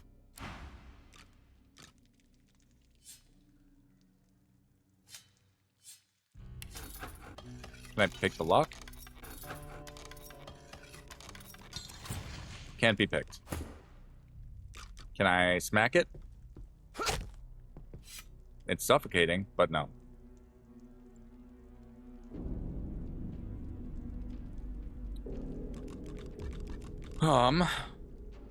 Beastie. The ancient wooden door. It also has... This ship has the claim of a captain. Unless you belong to Sech Zapor, I suggest you leave. Barbarian option. Or beast option. Yeah, beast option. Remember the worst insults your crew ever came up with. Then hammer the door with all of them. The door falls silent. Yeah. I've had enough of your yowling. Get along then. I love you, Beast. Beast is bestie. He's best boy.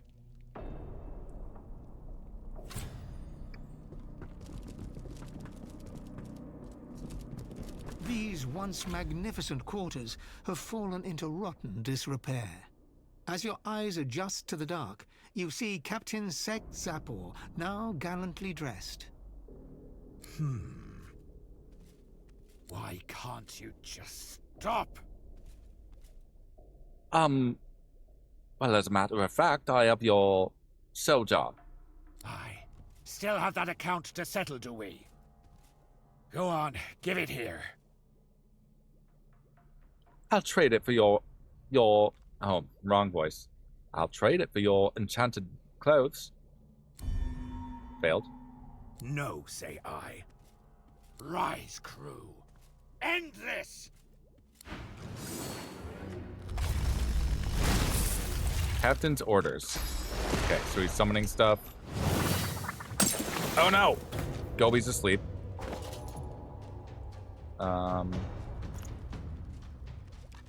Captain Sech Zapor's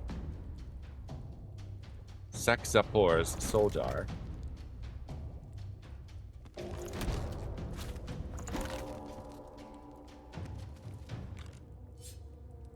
the hell?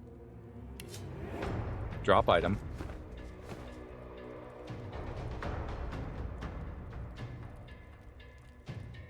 I could attempt to fight him.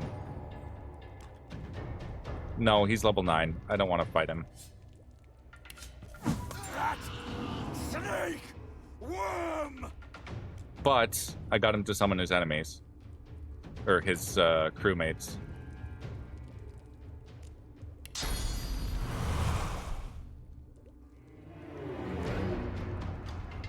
Move up that way.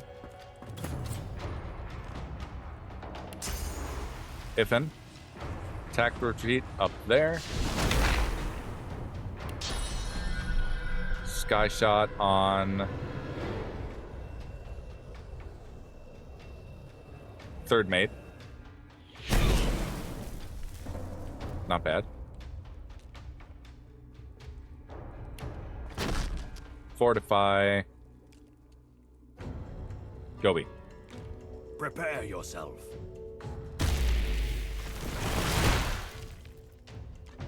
Favorable wind. Let's toss you over to there. Uncanny evasion on Red Prince.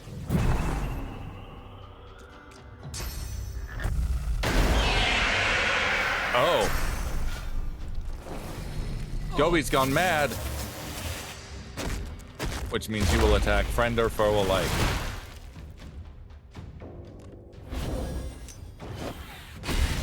Nope, now he's charmed. So now he'll only attack friends.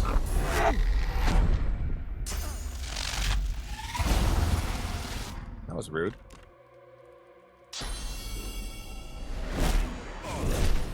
You're fine, Ifin.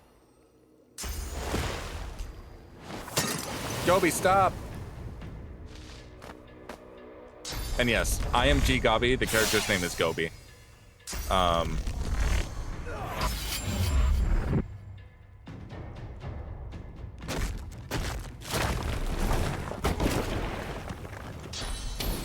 We do love our puns. Let's see.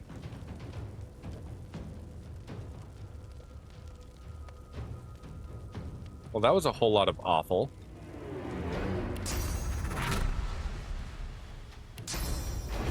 Battering ram.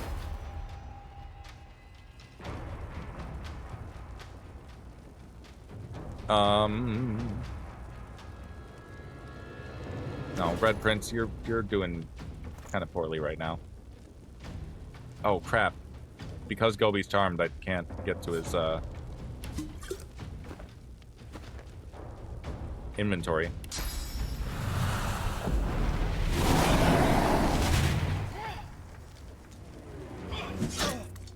Oh, a knockdown sword. Right where I want you.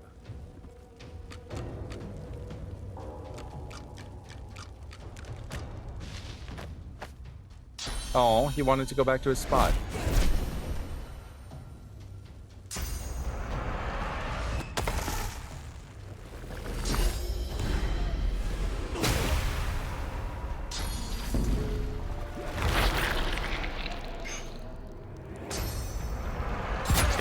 GGobbie's no longer charmed. I'm fading. Okay, that means I can reach his potions.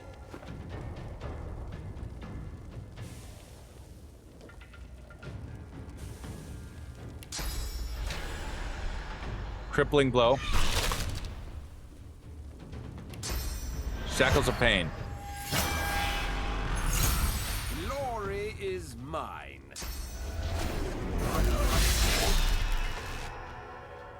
Stop it. Eat. Oh, he resisted death. Okay. A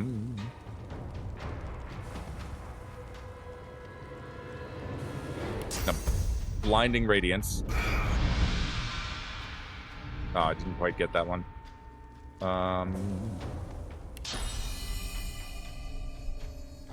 Restoration yourself, beast.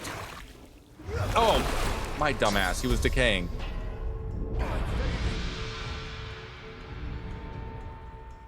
Okay. I deserve the loss of res scroll for that one.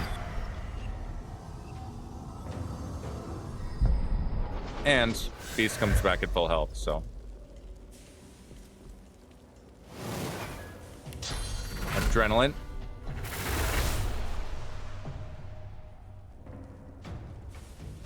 Oh, I can't use Bloodsucker because he already did.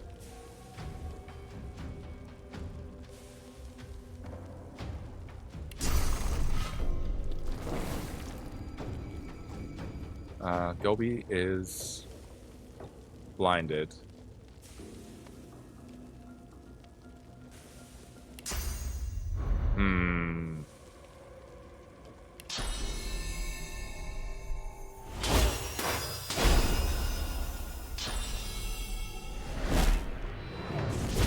Oh, Ippin's down. Oh, I don't have another red scroll. Maybe there's one in here. Battle Stomp.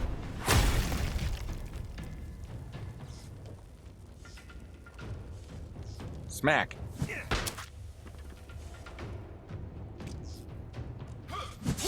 I went in way overconfident. So I may have to reload this one.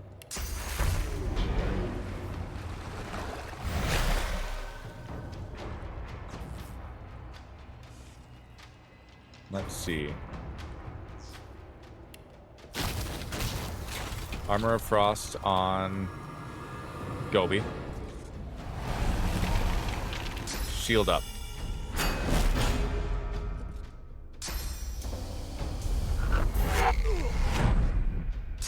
Rude.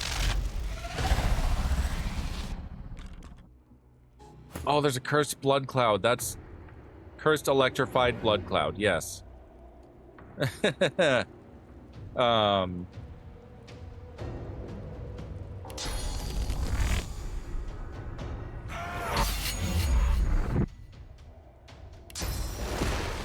Put you to sleep.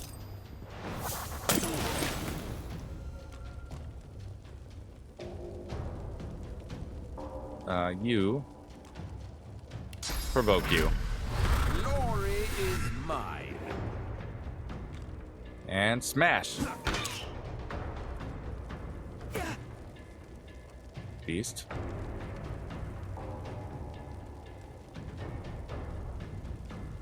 Uncanny evasion.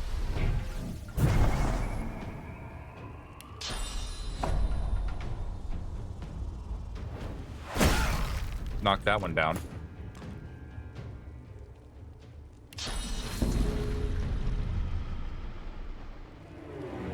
Let's see. GGobbie.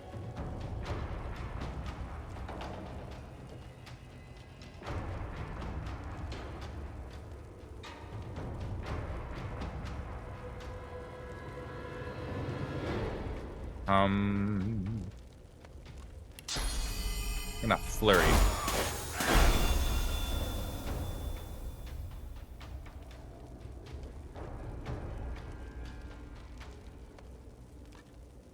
Pass turn. You missed. Red.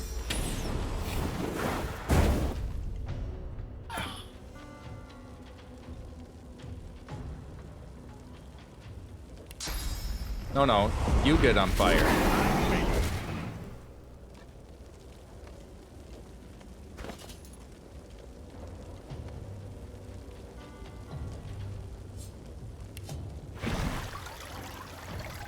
Water balloon.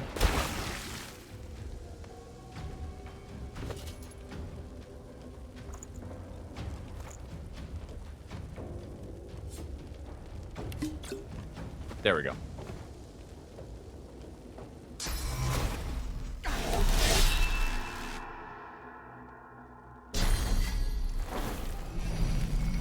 Oh, beast. Okay.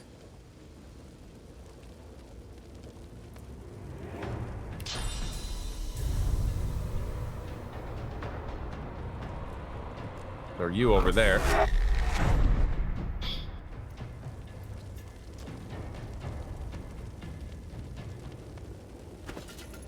And drink a potion.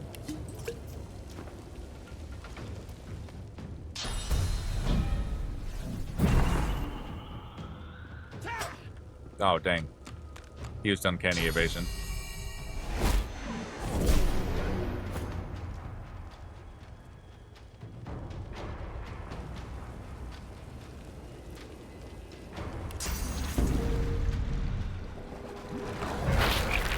I was hoping that would do better.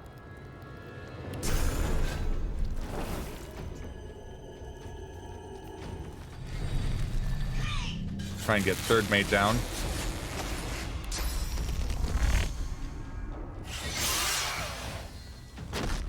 She's almost dead. Oh no, fortified. Well, she's out of magic armor too.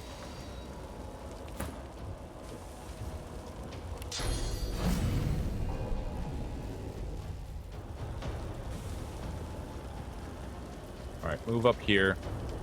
Whirlwind.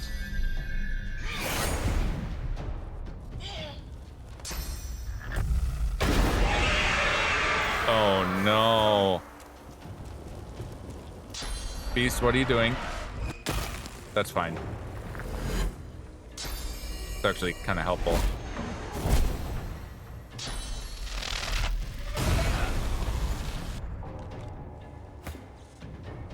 Let's see.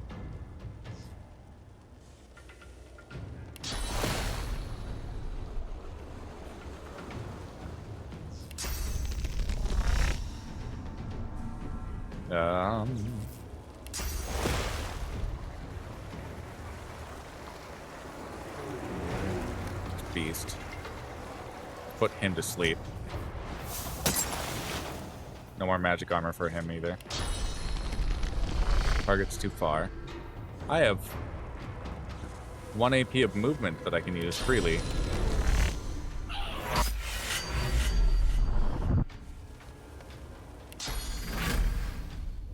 Adrenaline. Flurry. Hell yeah. And now, meat wad.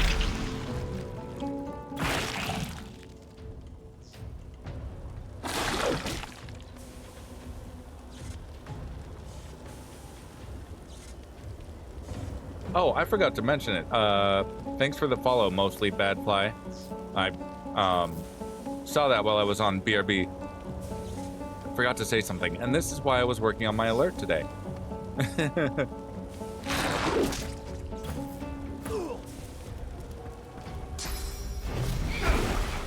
Oh, just hit everyone, beast.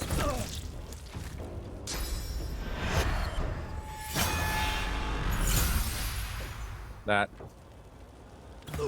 I'll take it. I'm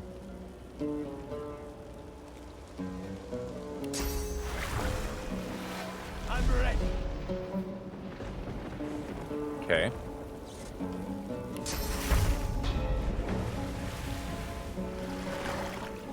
Restoration on Red Prince. Magic Shell, or Armor of Frost on Beast. Shield up. Uncanny Evasion, Beast. Prepare yourself.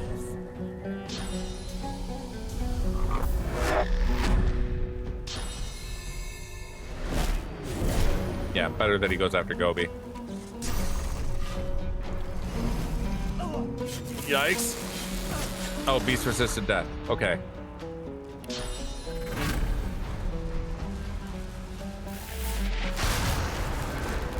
Dazed.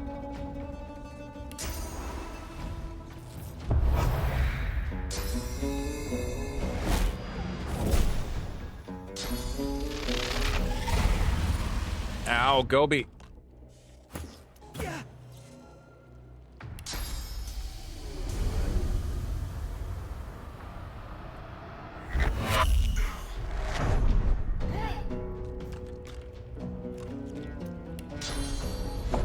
Knock him down.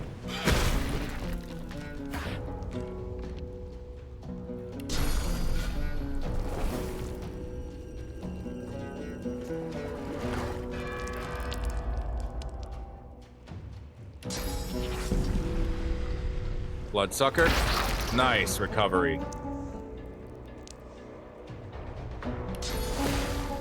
Put him to sleep.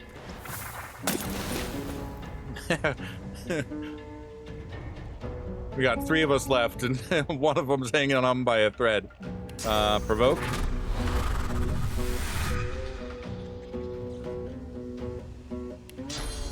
Battle Stomp.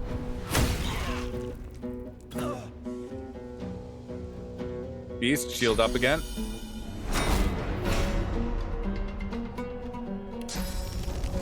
Bouncing shield.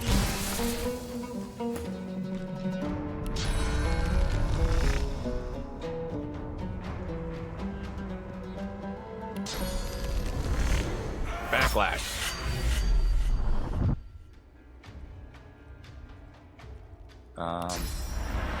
Petrifying touch. Adrenaline. Flurry. Oh, he's so close to being dead. Just like get out of that blood cloud.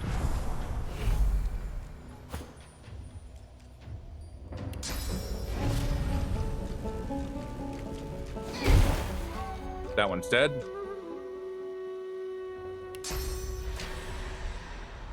Cripple.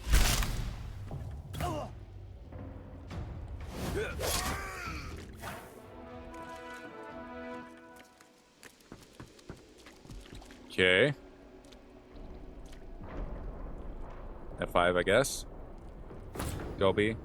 Bedroll. Said bedroll. Thank you.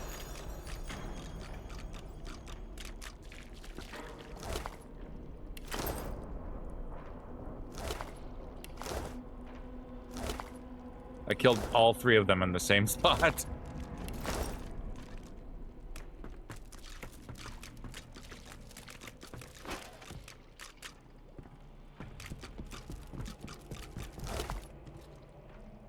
Whirlwind skill. And the captain's set.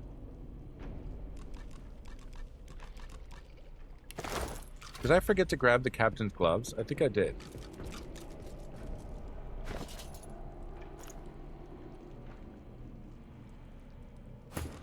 Beastie, you can learn Whirlwind.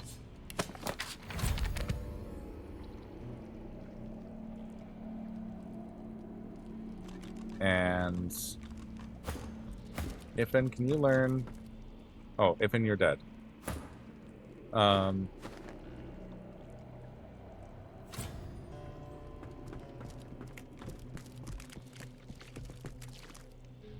Yeah, let's go back to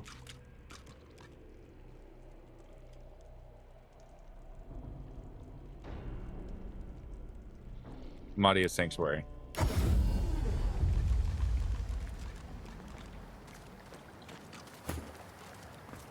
Welcome, my friend. Enjoy the quiet while it lasts.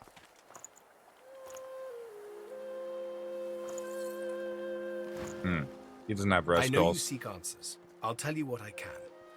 Actually, no, I don't. Very well, but do return. Together we might yet escape the Magister's den.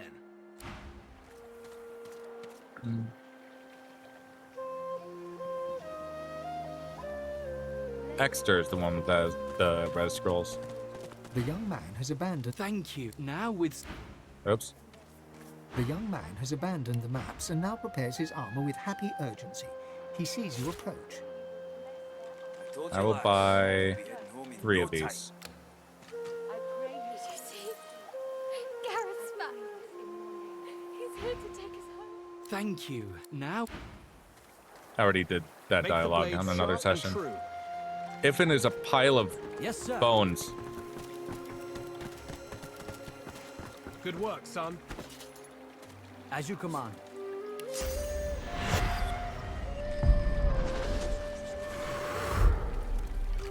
There.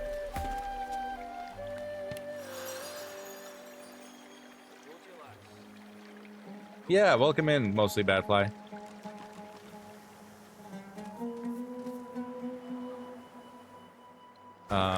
Yeah, I definitely love this game. And yeah, feel free to lurk.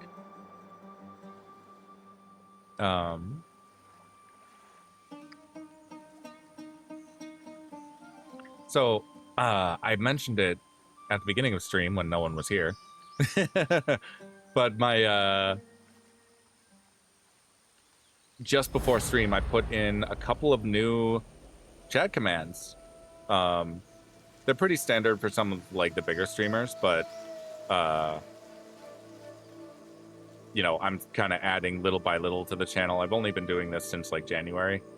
And now that I'm not on furlough anymore, I don't have as much time to, like, tinker with streamer bots or stream elements or anything. Working on that, trying to make more time. But today, I added 2 new commands, and I would be happy to see you all test them out. One of them is !lurk.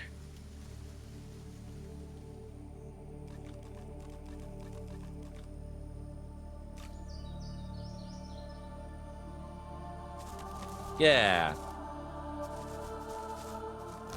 Did I not loot this guy? Dead Adventurer's Log. I better read that. This heavily damaged home appears to be the travel log of an adventurer. He led an expedition into Reaper's Eye, aiming to uncover the secrets of Brackets Rex. The other one that I added is !D20. So feel free to play with that while I'm reading this. He compiled all rumors of Braccus Rex's bounty, including gold, gems, and a legendary pair of gauntlets called the Devourer's Claws. Everyone has a story about Braccus Rex. Half of them are lies, and the rest is hiding some tiny sliver of truth. We're still hunting, though. I won't stop until I find his greatest treasures. Those gauntlets will be mine. It'll be easy to take my share of the gold with that kind of power in my hands. Now I just need to track down that damn tyrant's tower. Hunger from Beyond. That I need to actually check on. In the Tower of Braccus Rex. Which is probably... Oh. Okay. I will revisit.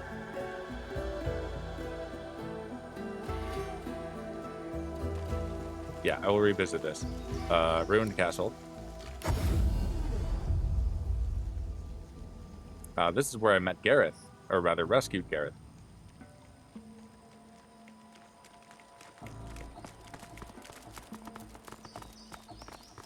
Yeah, thanks for the lurk. And yeah, it was good meeting you. So there's a source fountain here. Well, for the time being, apart from a couple of finite sources, a couple of finite methods, without this thing, I'm unable to replenish my source points.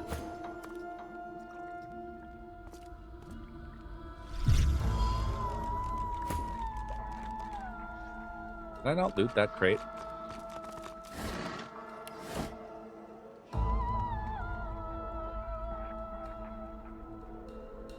Okay, now we can go back to Dragon's Beach. Climb the vines to get here.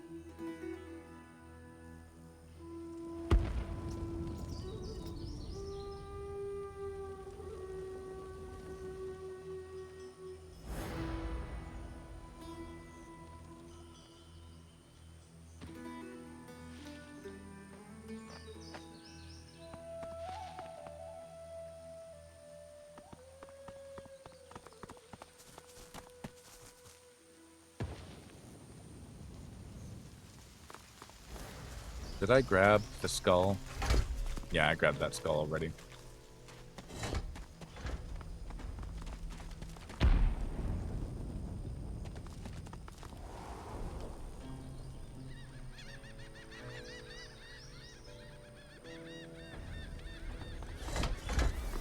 Careful, I spotted a trap. Careful now. That's a trap. Noticed that, did you?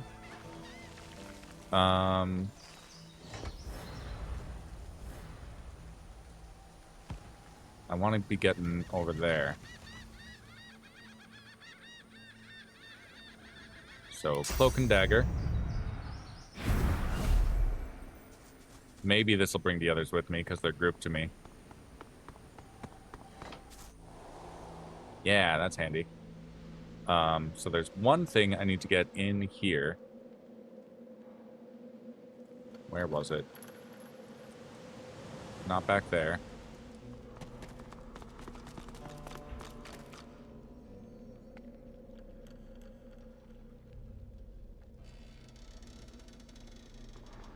I forgot why I didn't fully do this part yet.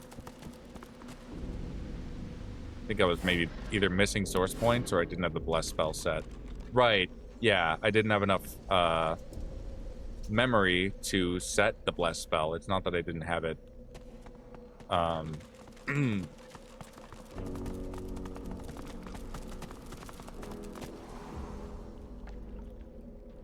Nope, that's the wrong way.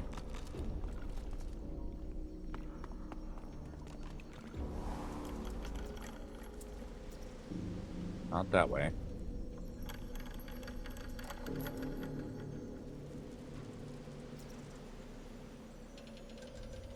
That's the wishing well. I think it was over here. I know of the trick up with the well, and I know that you can, because you're still in Act 1, you can keep switching and rotating your party members and get the reward every single time. I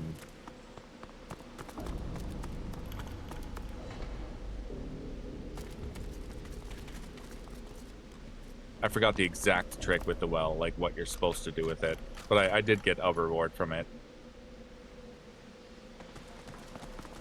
Did you know that the wishing well goes back all the way to Divine Divinity? And makes appearances in other games as well, not just DOS 1, but my dumbass. Well, it's a temporary curse. Bless.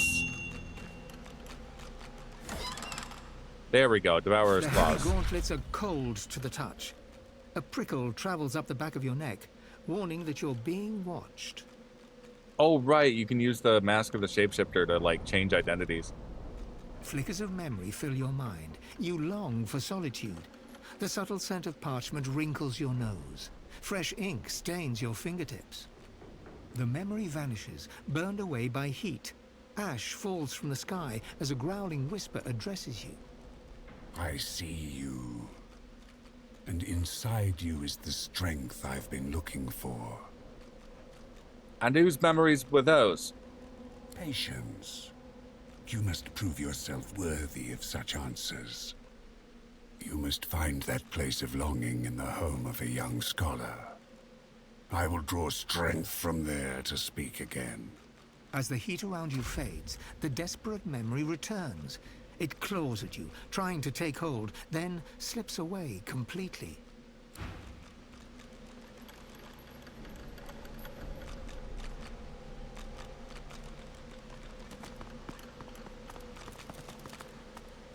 Oh, ad will start in 1 minute.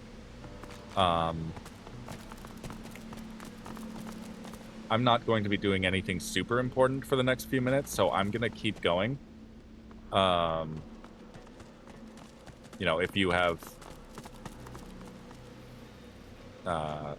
whatever Twitch thing that prevents ads, or if you have ad-free Twitch, then you're welcome to hang out. But yeah, otherwise an ad will be running while I do something rather mundane. How do I get out of here again? Ladder? Where's the ladder? It's in the Murky Bone spot. Yeah, card table, this way, ladder.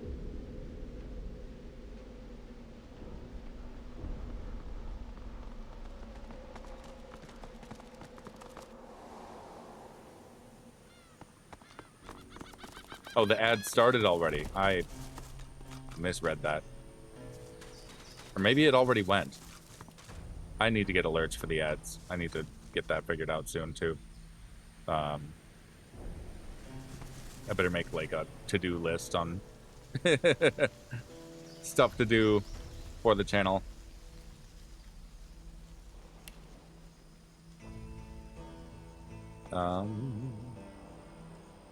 No, not Dragon Beach. Yes.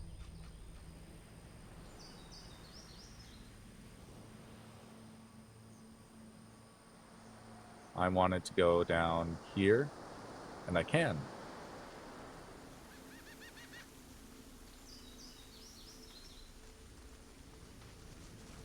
How am I doing that? Oh, I could climb up there. Interesting.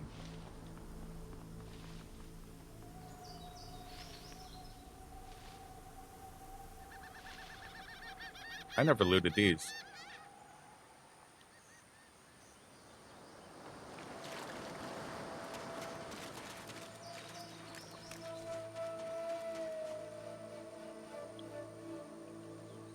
Do I not have...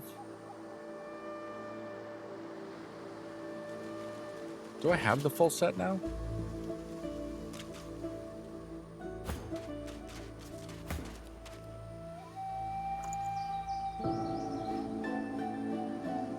Yeah. Chest, boots. No, wait. I still need the gloves.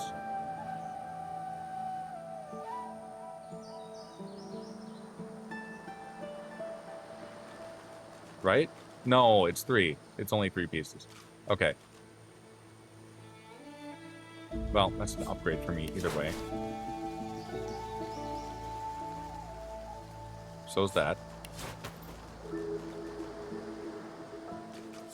So's that. GGobbie, you look like a fucking leprechaun.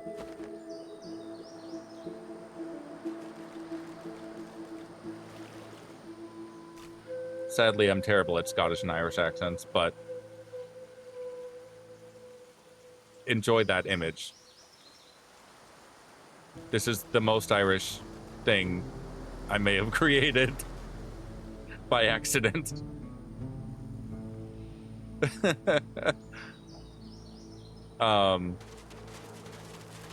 So the Captain's Dexterous armor set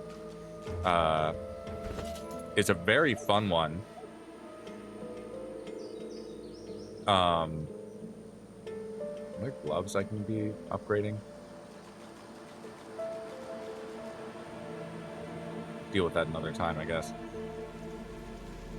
Captain's Dexterous set will it gives the Tyrant's Charm aura, and now Captain Sech Zapor was one of Brachus Rex's lackeys. Hey, thanks for the follow, Springleaf.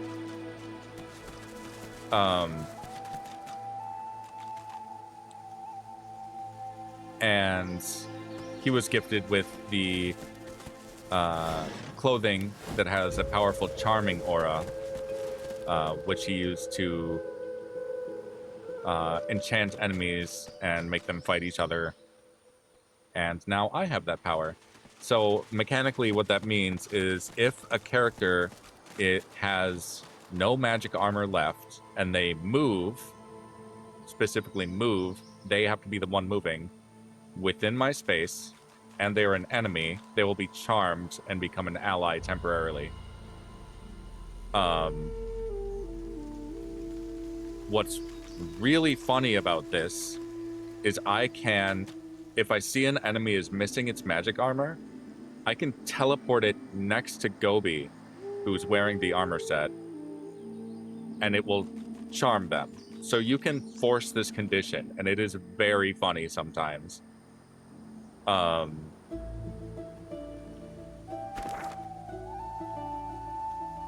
found that out, I think, in like Act 3 or 4 when I first played through this game.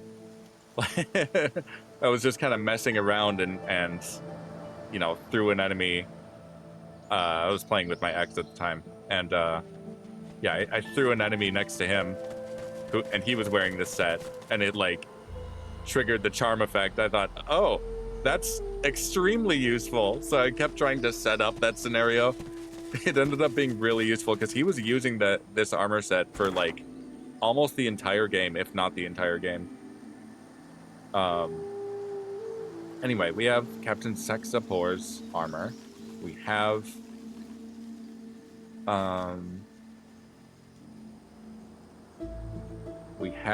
the Devourer's Claws, and I think that's the only piece of the Devourer's set that we can acquire at this level, or on this map. Right? Yeah. Because there's like one in Act 2. There's like one or two in Act 2. There's definitely one in Act 3. And then there would be one in Act 4, the helm to finish it. So, I think I can go up into the last little bit of area.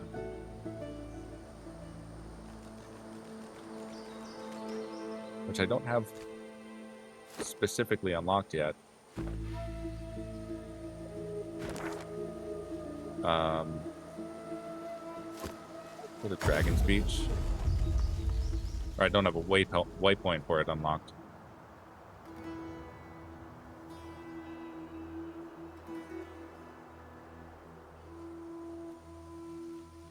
I think another thing that I really love about Larian's games, specifically Larian's RPGs. I grew up playing Final Fantasy since middle school. Oh,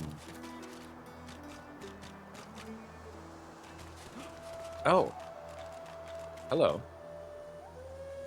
Oh, well, hello there. Hello. I'm GGobbie. Pronounced like the fish, but spelled differently. How do you do? Nice to meet you. How's your day been? Oh, it's... You know, the pervasive bloodlust is driving me to madness, but thanks for asking. Yes, that sounds troublesome. Mine started out tough at first too, but it sure did get better. One moment my flesh was flaming with cursed fire, and the next a stranger came along and eased my pain. And how did you come to be cursed in the first place? Well, I can trace it all back to Brachus Rex, of course. Many of us opposed his reign. Few dared to speak against him, though. A few of us wizards took the chance, though. We figured if we spread the word of his deeds, we might encourage enough people to come together, find a way to take him down. But we underestimated the cowardice of our comrades. All we succeeded in doing was being branded heretics and brought to Brachus Rex's court. The results were horrifying. A double curse, turned into pigs and set aflame for eternity. I like not being on fire, so I don't want to complain too much about the pig part. I don't suppose there's any way to return you to your old form.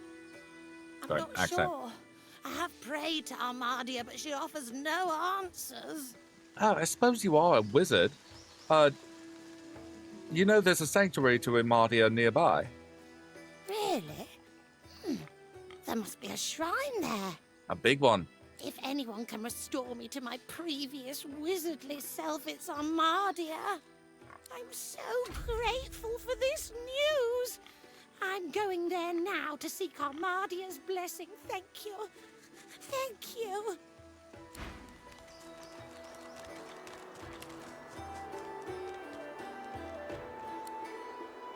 I better... No, I'll go back there.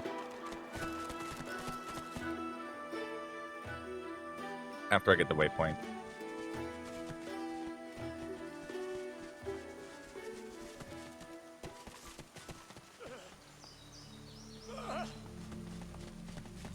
Such barbarism.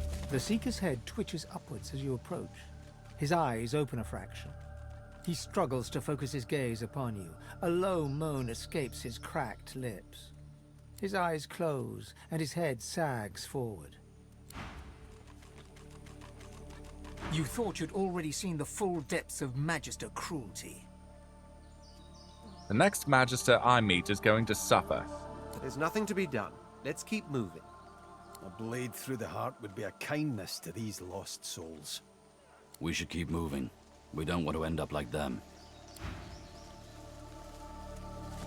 Yimit. An old elf's pained gaze passes between the crucified. He seems on the brink of tears. Dear ones, not like this. Not like this. Not like this. Why do you linger here? There could be more Magisters about. Certainly there are. More ahead aboard the ship. More about collecting their weapons. But I can't just leave them. They're as good as my family. But I cannot heal them. I cannot heal them. So much pain. And why don't you help them down? They are changed. That Dallas woman did something to their minds. They won't be moved and they can't be healed. They resisted at all costs. They can't even be healed. Using such magic on them would kill them now. Such beautiful souls, corrupted by such evil. This must be an early stage of them becoming Shriekers. Truly horrifying. Where you find Shriekers, you can trust the Divine Order is hiding something they desperately want to keep private. Fate of my dear ones proves there must be some such thing on this very island. Stay away from Shriekers if you want to live. I know not how much longer my friends here have.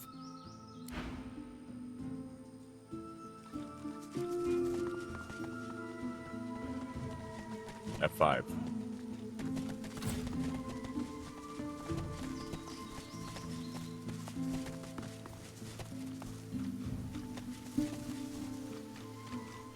Grog Splash Pirate. An undead pirate gulps from a bottle, liquor spilling down his ribs. It settles in a dark, frothy puddle around his hip bones. The pirate notices you and spits out his next ill-conceived swallow. His bottle hits the ground with a heavy thud. Oi, what you got there? Me captain's coat? Only one way to deal with a thief. Boys, this un stole from Cap. Captain's dead, but you can be too as well. And I've got a fool to shred, so we do.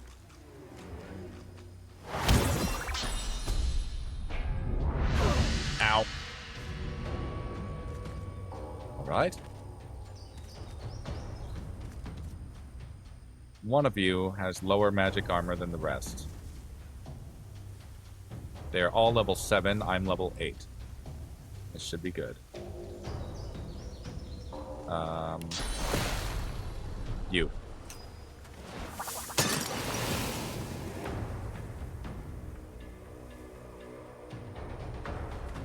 Yeah.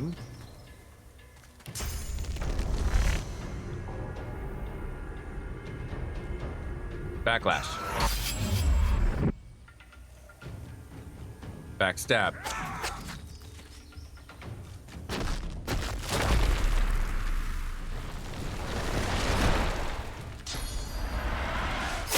Ow.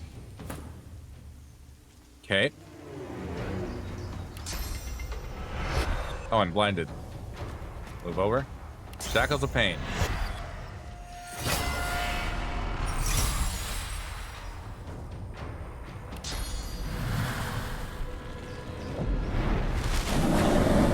Nice. No more magic armor for that one. Pass turn. Ow.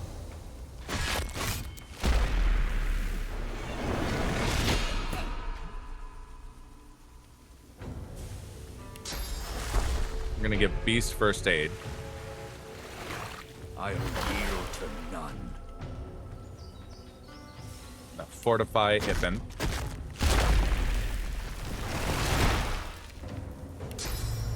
Fire arrows.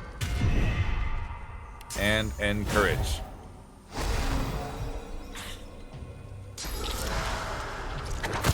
Oh.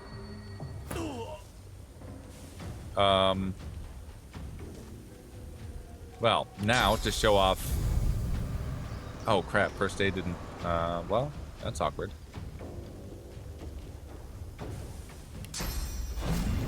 Nope.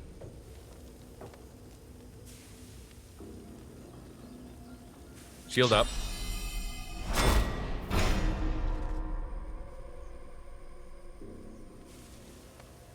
Battle Stomp. There, knock that one down. Well, GGobbie can't. Thick, welcome in. Good to see you.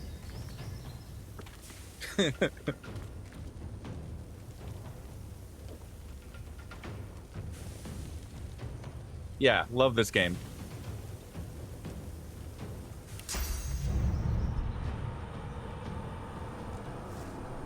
So, GGobbie's got the captain armor. Thank you. Thank you. I may be a GGobbie, but I started as a dwarf enthusiast. We're gonna see how wizard I can get before I get tired of it. Now, I did specify that when a character has no magic armor and they move within my space, they get charmed. I can't move into their space and charm them, but I can move next to them, and if they choose to move even slightly, it charms them. So we're gonna move over here. And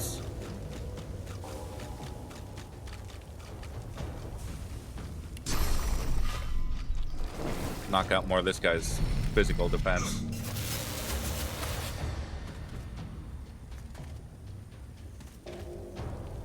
GGobbie's atrophied currently, so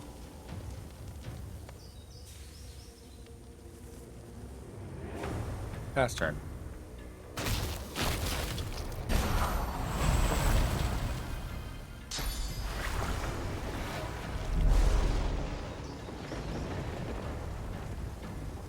Dick, were you gonna join us for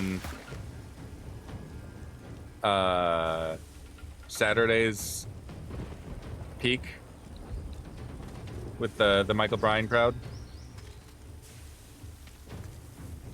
Provoke. Wait, I should move closer for that.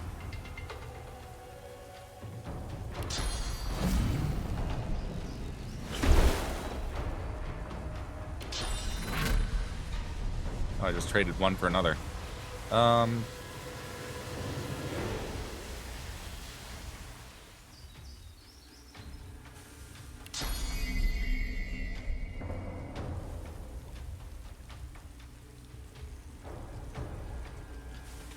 Your army gaming crew's going nuts on Windrose. That's the Pirate Enshrouded, right?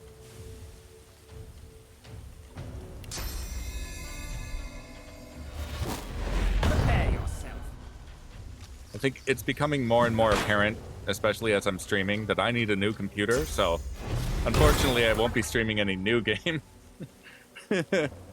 Unless they're like very low resource intensive.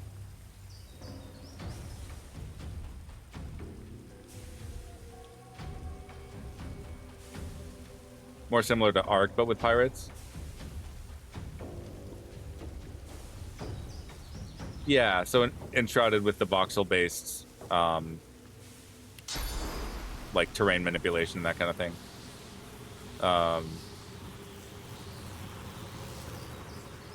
Similar to both. Probably draws inspiration from both. and like other games in the genre. On the weekends, I play No Man's Sky, and I think when I get bored of that, assuming I'm not so narrow in my streaming schedule that I'm only streaming on the weekends, because I'll be starting school soon. But if I can keep up most of my streaming, I'm thinking I'm gonna keep my weekends as my survival streams, like survival game streams. So I'll probably go back to like Enshrouded or Valheim or something. About a year or so ago, you and a bunch of solar soldiers from your time in the 25th, minus the MAGA idiots, we're reconnecting and play games on weekends. That's cool. It's good to keep a group together like that.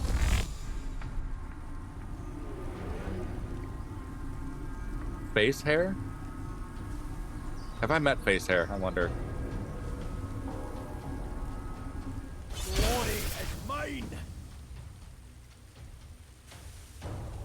Unless that's a nickname for someone, it's certainly not a nickname for MB. At least not one that I've heard.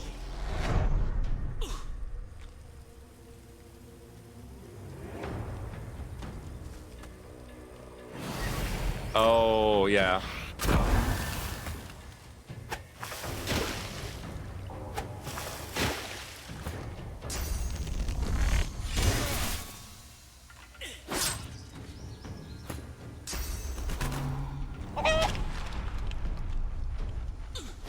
Yeah. Yeah, it's a whole thing.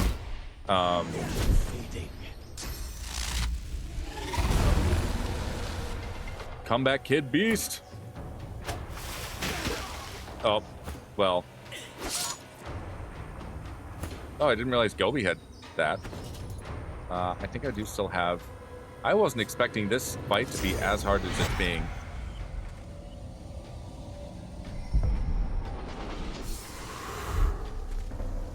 Okay, Beast has Morning Person as well.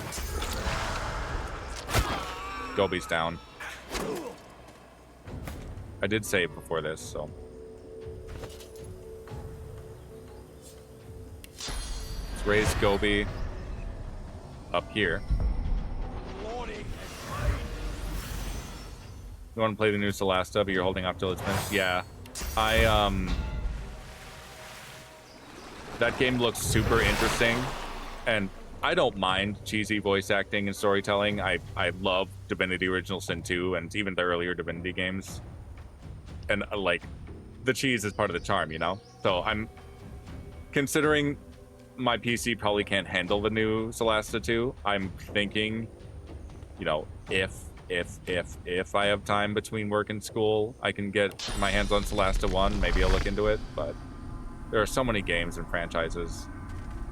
And yeah, I was just gonna say, I'm not even sure that I'll have much time for streaming or even gaming once school starts.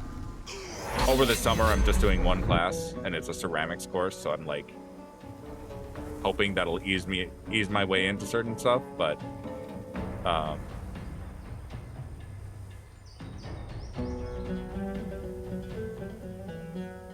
so I'm going for an art transfer pathway, and it'll be an associate's. I did start school forever ago, dropped out, and I've been a carpenter for a long time now. Before that, stuck in retail. But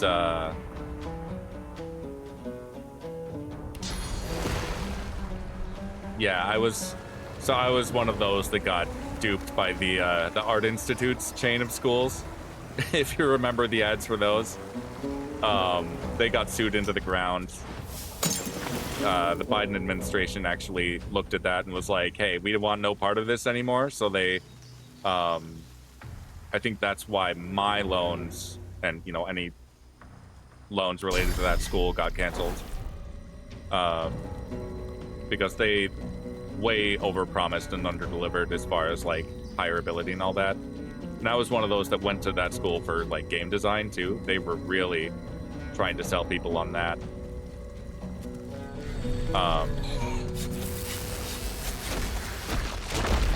Cousin Masters in art history or something. Got a 4.0. He's a bartender now? Yeah. I mean,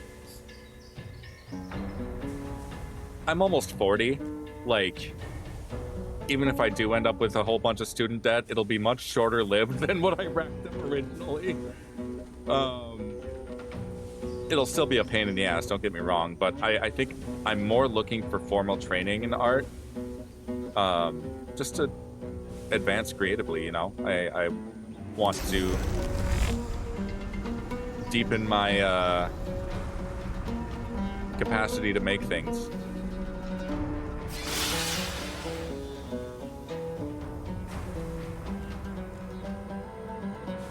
He had a $100% or 100%.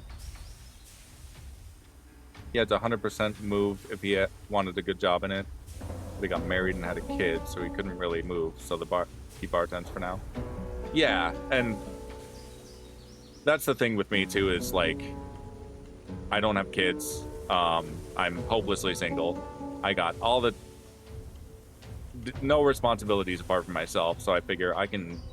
Whatever time that people normally tie up in like their families or spouses or whatever, I can just throw into school. Because otherwise I'm just throwing it into gaming, and I figure, well, I can do maybe a little more than that.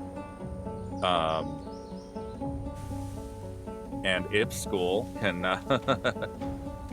50, no kids, no nothing, you got the money? Yeah. It's cheaper.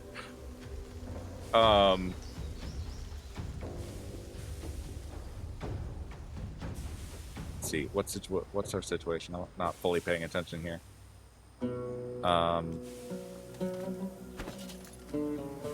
Potions, you're at full.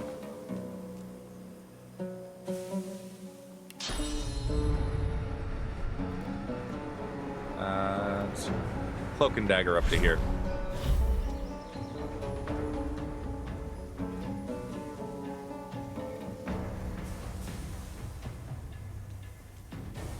Oh, I got one. I didn't even notice. I was like wondering why I was getting the ode music. I'm like, wait, did I win something?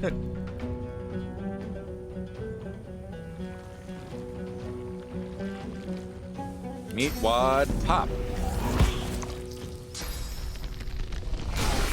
Oh no. No, I haven't been paying attention. I should just reload this one. Sorry for the yapping. Got divorced at 29. Your ex was your nightmare. No kids. Yeah. Man. Like I'm a gay man, and I was actually closeted. How's my progress? I got the flashy coat, and GGobbie's a leprechaun now. Hope child, enjoy that. He's gonna be a leprechaun for a while.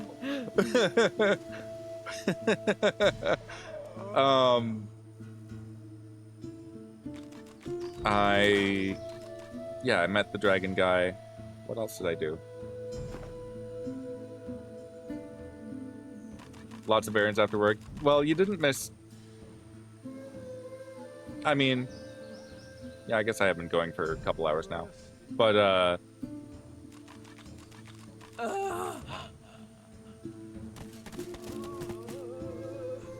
married your childhood friend, and she got in this evangelical church, and she said she couldn't see you anymore unless you did the Jesus thing. Still, well, it's good that you're still friends at least.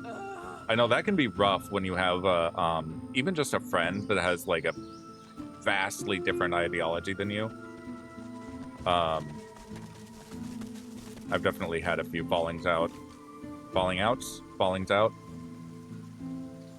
I've fallen out with a few friends especially when things really got heated here in Minnesota. I'm like, guys, we're under attack, and you're acting like there's a both sides to this. There isn't a both sides to this. But yeah, like I was in the closet until I was 27, and now I'm like, I don't know. I guess I was never really romantically motivated to begin with, or I would have fixed that sooner. But An undead the Oi, boys! All to shred, so we do. yeah, I mean, I'm Leprechaun Dwarf Battle Mage. Yeah, he's my witch actually, but even better. But yeah, so I've had a few attempts at having relationships, and it's just never really gone anywhere, and it just seems like more of a hassle than it's worth. Not that I haven't, really cared about my partners at the time. My last ex, we're still good friends and everything, but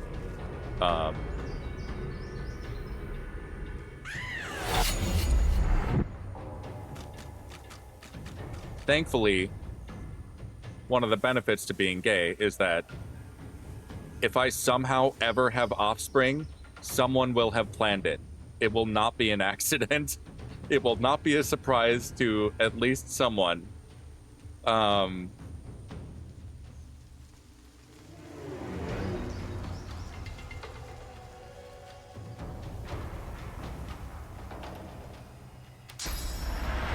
see. Give you a good flurry.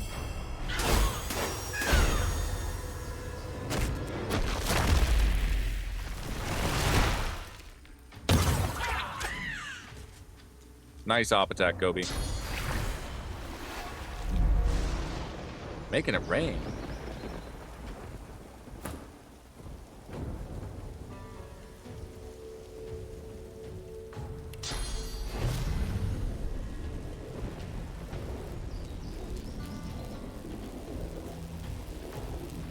Let's see.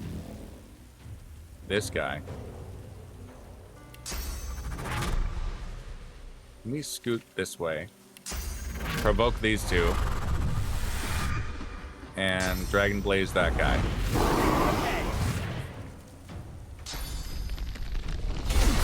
Ow. Alright, Ifin, we're gonna do something different this time. You're gonna attack retreat to the cliff. You're gonna fortify yourself.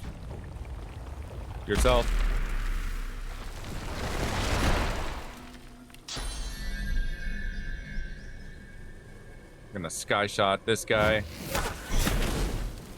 That was exactly his physical armor in damage. Wild.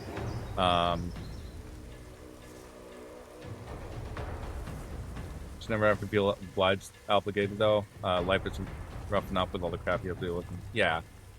Yeah, and it's been 11 years since I've come out, all that.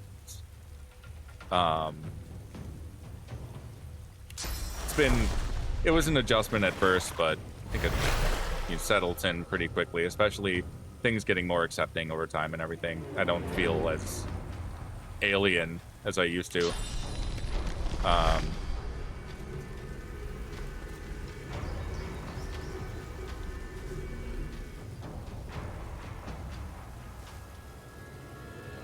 Make sure Hannah gets me on the raid list if she hasn't already.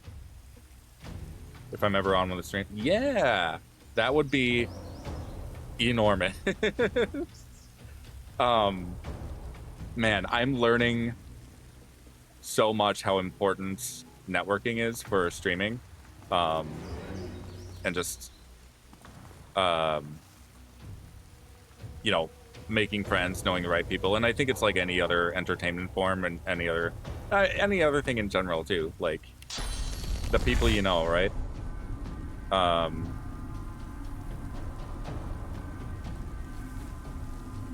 This whole raid thing is about people working on their stream and stuff.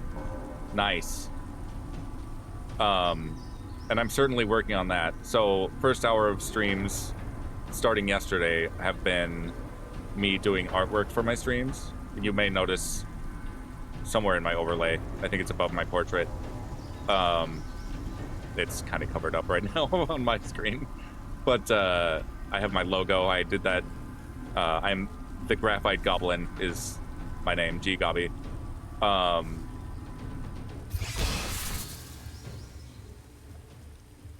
So first hour of stream, I'm trying to do some artwork for the channel and kind of move it forward that way. Today, or yesterday and today, I was working on a new follower alert. I'm getting real real fun with it too.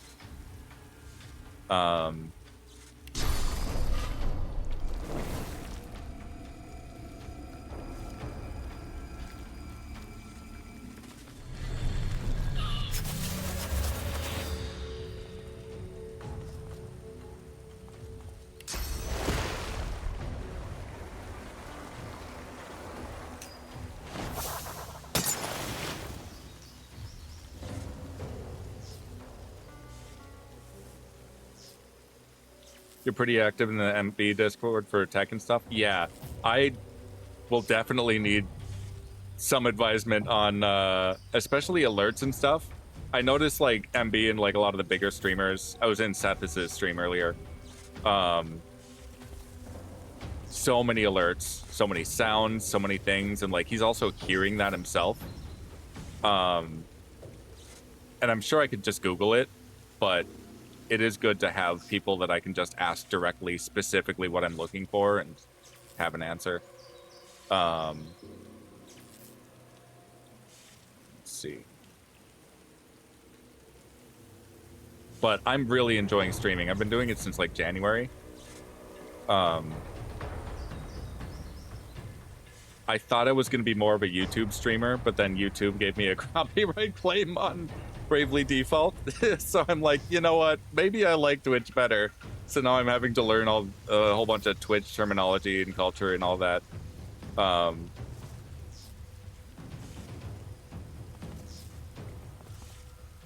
see. Can't really do well. Looking adrenaline, sure.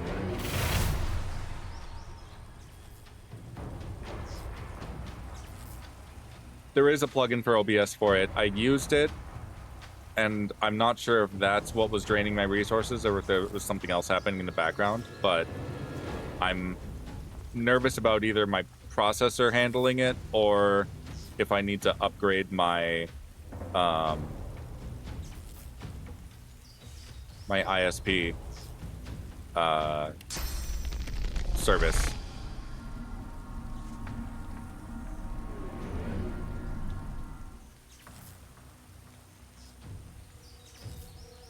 YouTube can suck though unless you have hundreds of followers or even millions. Yeah. And I feel like YouTube is probably better for the people that are making tailored videos that you know, they're going through and taking the time to edit. I don't know that it's as good for like Let's Play type stuff. I feel like Twitch is better for the gaming scene.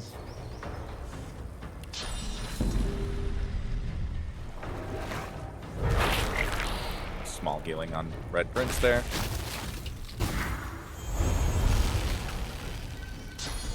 Yeah, so I started out doing some of those edit things when I was on furlough.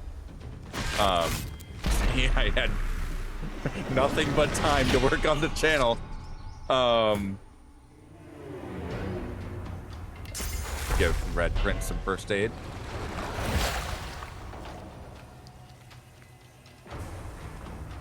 Man, put Magic Shell up.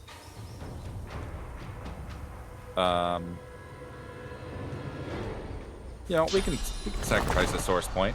If and let's call the wolf. And we will encourage. The wolf will wolf howl. Taunt those two. Munch.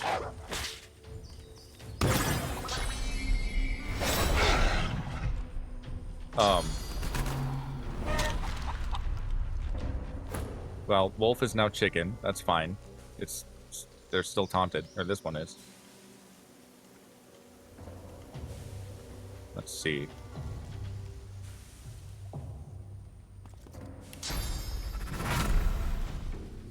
How much does Azing Bolt do?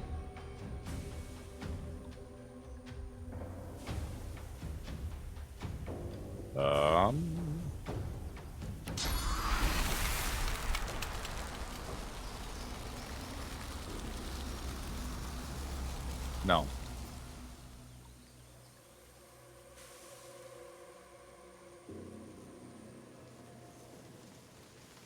Battle Stomp her.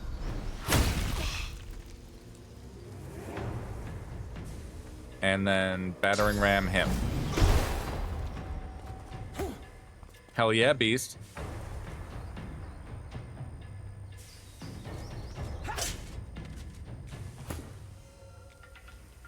But yeah, like I was using YouTube for more of like a at least doing clips and that kind of thing. I've still got a bunch of my DOS 1 stuff is more edited, but now I'm just using it as a VOD archive. Unfortunately, like I play Bravely Default on Wednesday, Thursday.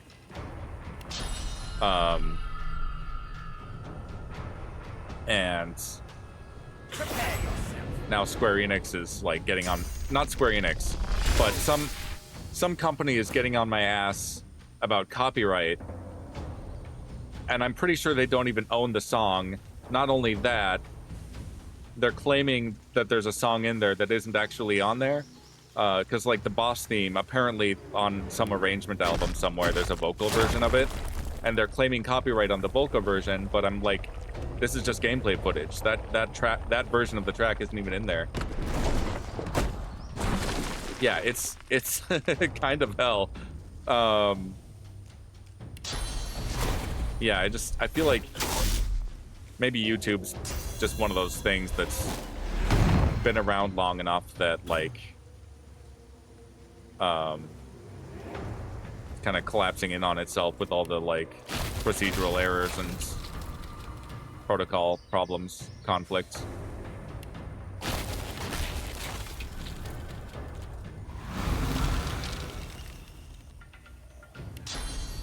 I am yapping a lot today instead of if we're using source points, Blinding Squall, which doesn't hit me. Nice.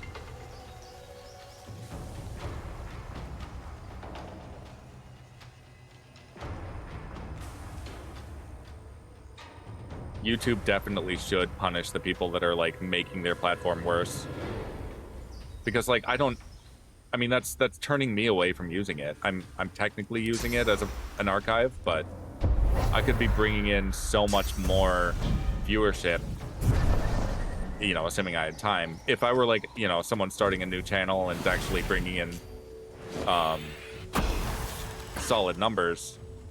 I mean, you know, you see with like someone like Hassan with his viewership, when he got kicked off of Twitch for a couple of days, he went over to YouTube and brought just a stupid amount of people with him and then promptly went back to Twitch. Partly because he doesn't want to split his viewership across two platforms, but I'm just like, YouTube's policies are just kind of discouraging for someone that's kind of starting out on the platform.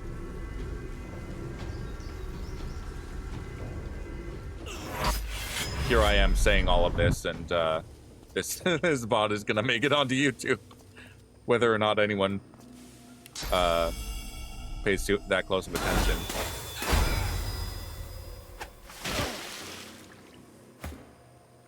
Let's see. Red boy. We need to... Yeah, streaming is...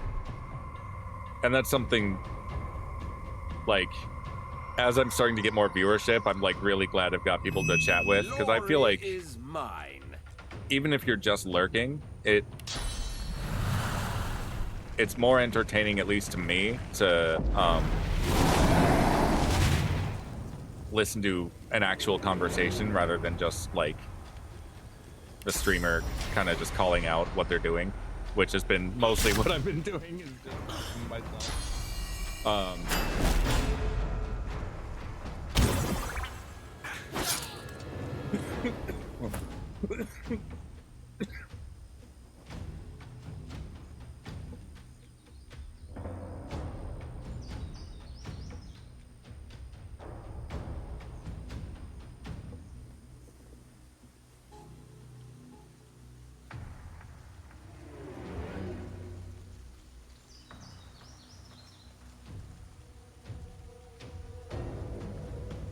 It's just a Logitech camera. Oh, sorry. I'm still kind of sick.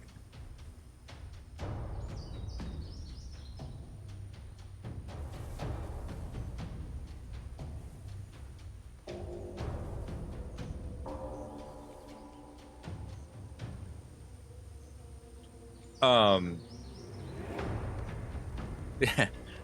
The throat did the thing that activated the thing, and then I started coughing.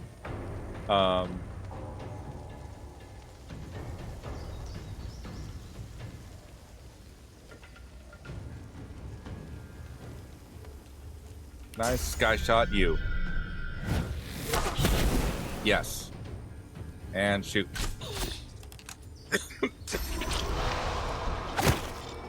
Oh shit, Gobbie. Chicken wolf.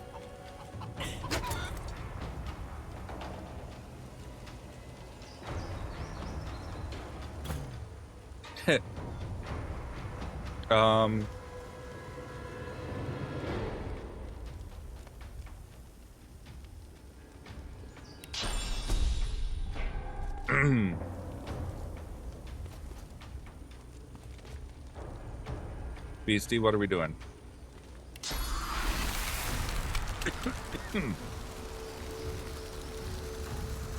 Yeah, I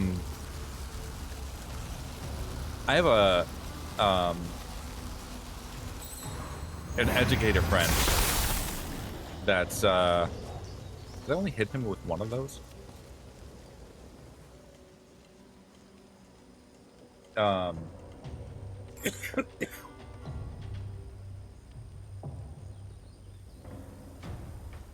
Got to get back to spring cleaning.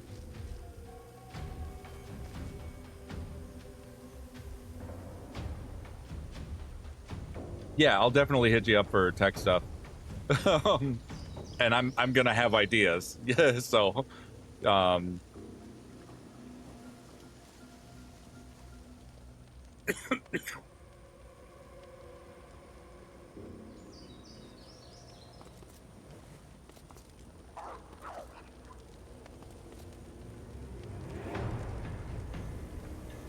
yeah. Yeah, thanks for popping in. It's been a good convo.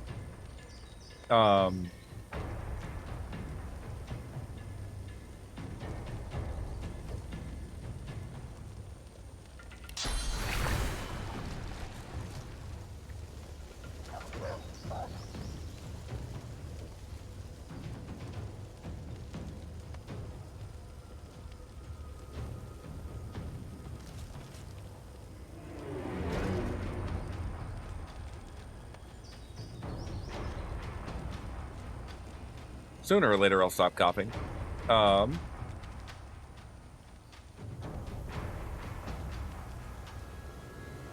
right, pass turn, I guess. Ow. Ow. Gobbie.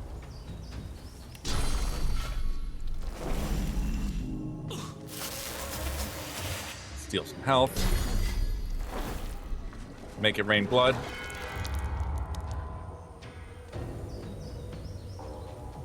I don't know if that helped.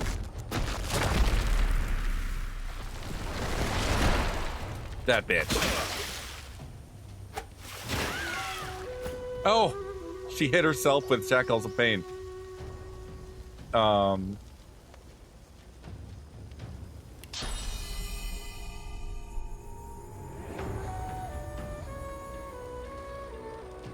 You know what? Yeah, enrage.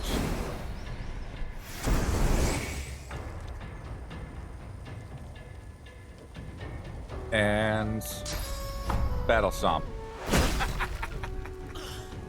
That was a crit. Oh, Gobbie.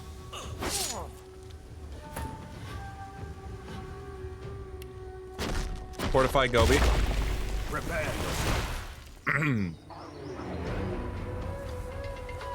Elemental arrowheads. Water.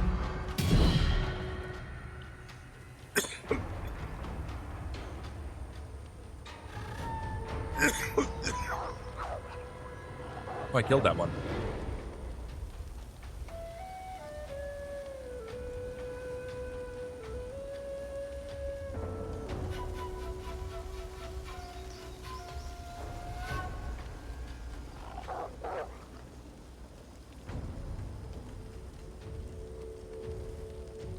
All right. Please, no more coughing.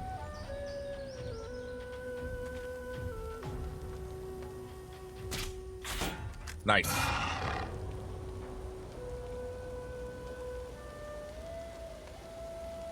Doggy's got to go all the way through the fire.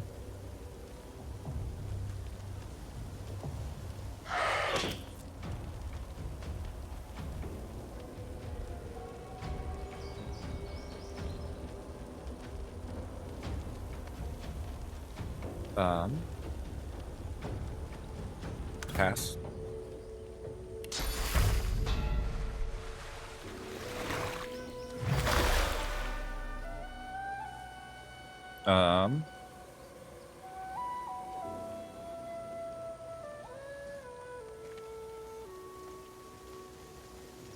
Uncanny evasion. Gobbie. Oh, I can do it now. Teleport Captain's Brute next to Gobbie. Why didn't that work?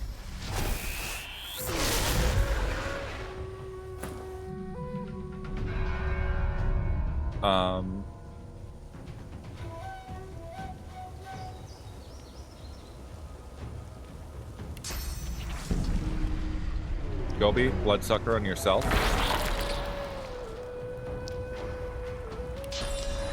Petrify the Brute. Nope, out of range. Meatwad.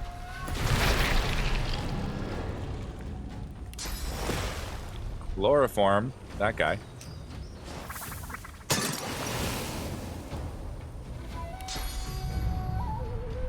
And let's...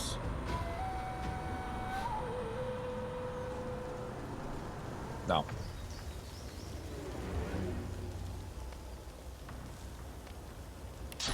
Adrenaline. Flurry.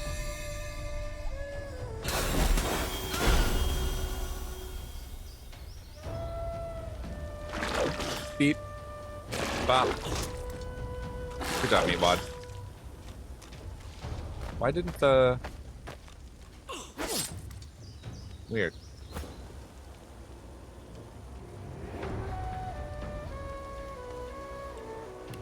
Battering ram. That guy. Smash. Yeah, 90% blowing leaves into the neighbor's yard. Yeah.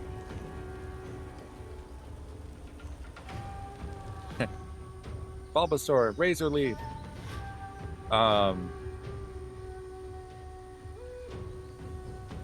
Okay. Ifin. How are you decaying? Either way, let's whisk you off that way. Oh, it's a campfire. First aid on Beastie.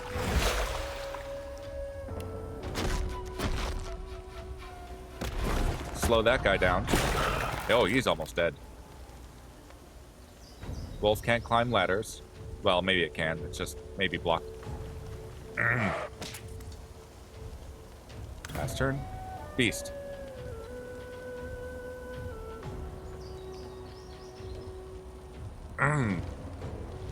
Dazing bolt. Finish him off.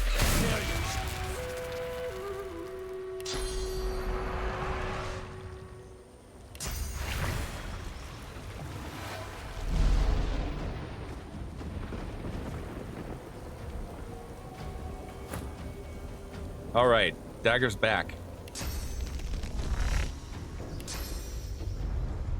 Cloak and dagger. Backlash. Provoke.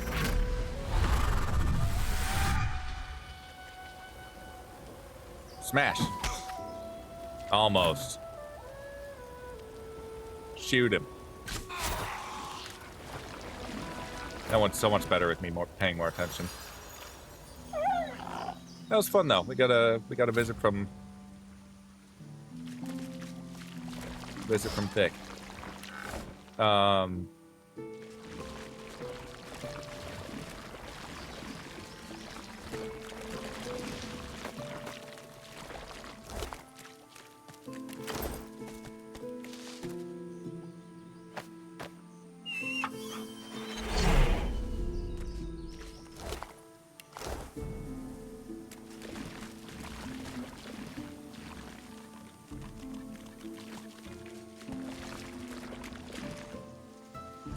Man. Me getting distracted really drew out that fight. But now we have a waypoint.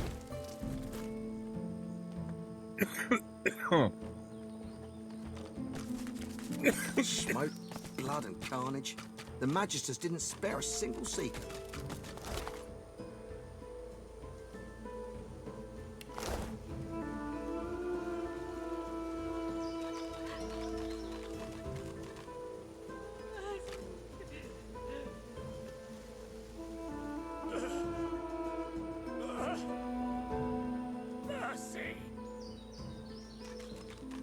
Man, the cough was like totally fine other days when I was streaming. Today it's being relentless.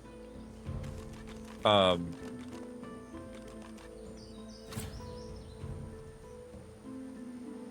I wanted to go back to Amadia's Sanctuary.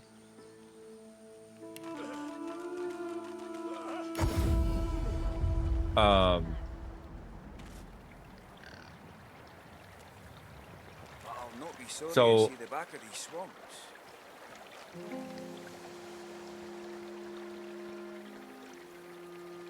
Yeah, I've usually had that situation happen.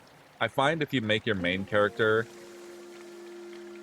even if you make your main character a summoner, which I think that was why I made my my rogue summoner Blessed Amadi. put points into summoner because I wanted to see just how good the cat could get. It ended up, I mean, the cat was still kind of squishy, but Get out of here. Maybe. where's Piggy? There's Piggy. Beat her.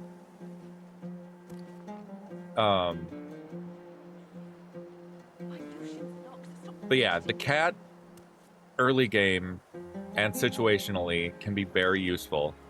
I've swapped it out for other spells, but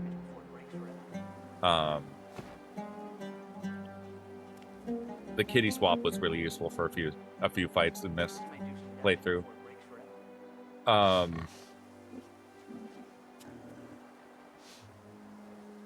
Yeah, the I forgot what the exact it's like pet swap or something. I've been calling it kitty swap because that's all it does. Oh, that's right. That's what I was going to mention. You played Divinity Original Sin 1, yeah? So I've realized now that I've played through all the other Divinity games who that cat is. And the cat himself is not all that important, but he says something about a wizard who rhymes, and that rhyming wizard is Belagar, who was introduced in Divinity 2. Oh, you haven't played DOS 1. Anyway, the cat there's a wizard named Belagar that was introduced in Ego Draconis, and he speaks in rhymes. He's, you know, one of those tropes. Shantoto in FF11 does that too. I can make this work. Maybe. And if you have Pet Pal, when the cat, when you escape with the cat and it decides to become your summon, he says that he's the familiar of a wizard who rhymes, but then, like, fucked off somewhere. And the only, like, character that's known to rhyme that's also a wizard is Belagar. Your partner had DOS 2, so you bought it for co-op. Honestly, DOS 1 is... It's not as polished as this, and it doesn't take itself nearly as seriously, but that's kind of part of the fun.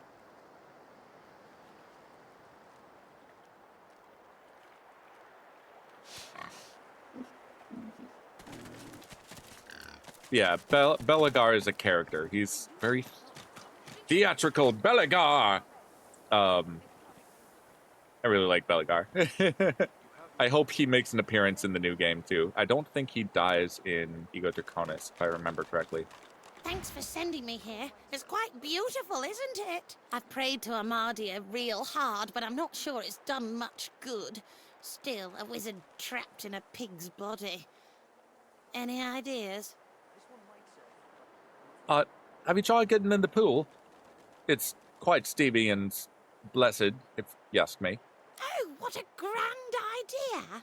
I'll try that. What's the worst that could happen? I don't know. Maybe you'll come out a pork chop.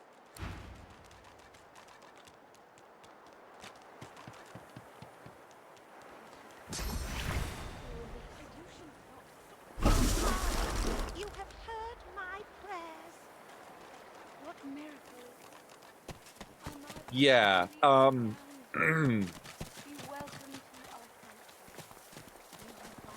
so I know that, I guess if this is more of a yappy stream, might as well keep going. This may do some damage before it breaks forever. I know that Sven Bink, that the CEO Larian, said the games he recommends playing going into the next game are just the original Sin games, which is totally fair. I think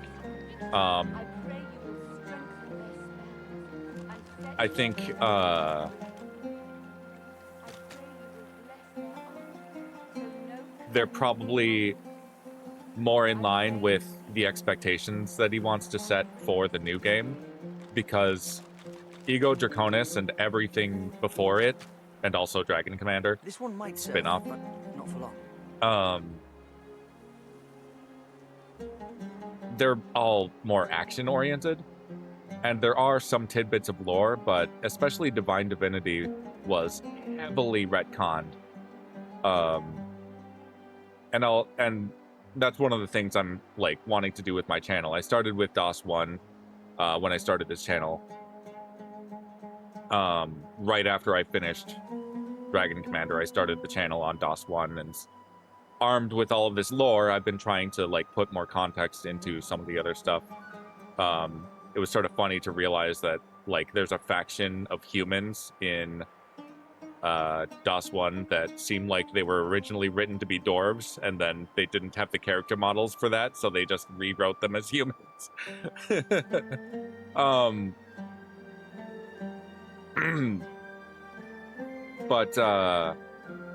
And yeah, that's one of the drawbacks of DOS 1 is you don't have as much character customization.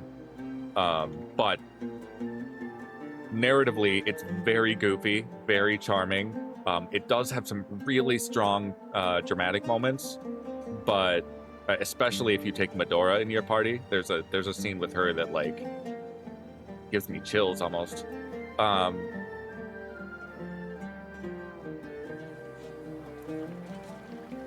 But yeah, for the most part, it's just like explodey fun, if that makes sense. And that's been kind of the through line of these games, is Larian's sense of humor. Yeah, they have all the grandeur and I can make this work. you know, D&D the high fantasy, Lord of the Rings, that kind of thing. The heroism. But also they have so much comedy. You know, think Baldur's Gate 1 type, like, goofiness. Or even some of, like, the Lionhead Studios type stuff with, what I haven't actually played Fable, but I've seen some of it.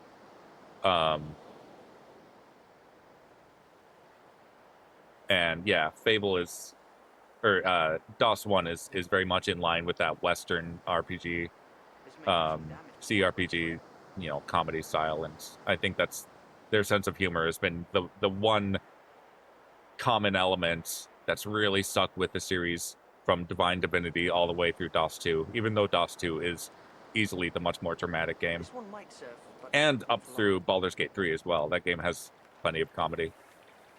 this one might serve, but not for long. All right, let's talk to Piggy. I pray you will bless their armor, so no curse may pass it. Wait. She isn't a Piggy anymore. Where'd she go?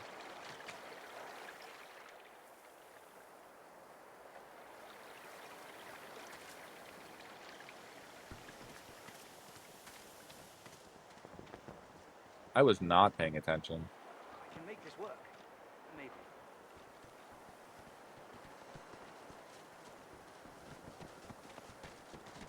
Keep your chin up, kid. Chin officially up, Sir Gareth. DOS 1? Yeah, DOS 1 is definitely Chin up, kid. the much older game. Chin officially up, Sir Gareth.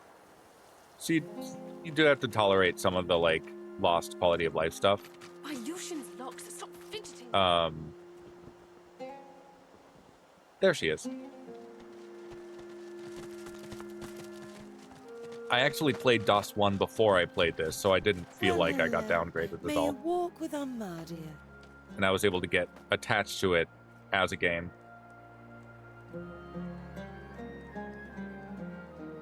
Oh, I can hover over there. Yeah, thanks. I did find her before your message came through on my end. Hello. Who are you? Oh, I'm a wizard. And I was a long time ago, too. In between, I was a pig.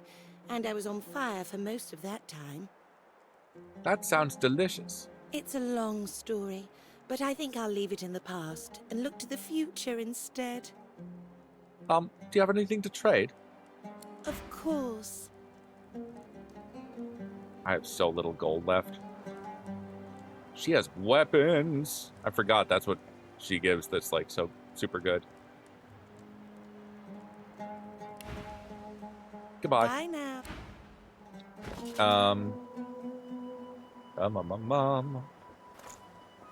Not doing that.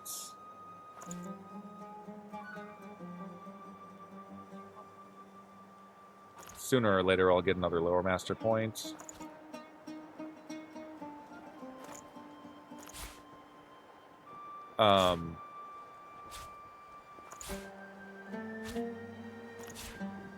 So yeah, so I played through Divine Divinity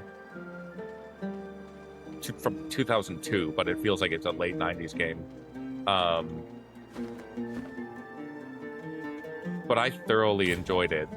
And I mentioned this earlier, or maybe I got like halfway through mentioning this earlier, but one of the things I love, especially as someone who used to be a Final Fantasy fan, I love that Larian doesn't generally make bosses immune to status effects. And you can see that in this game with, like, the charm spell. You can charm almost anything, unless it is under mind control already.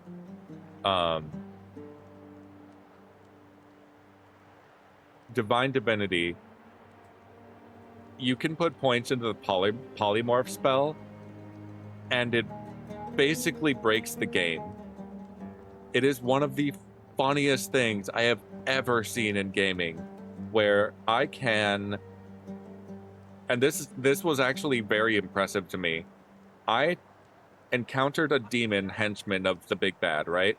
He had like 5, 6 of them. the polymorph spell, all that does is turns them into a small animal. It's either a frog or a bunny. I think there might be one more thing in there. It's like one of 2 or 3 things.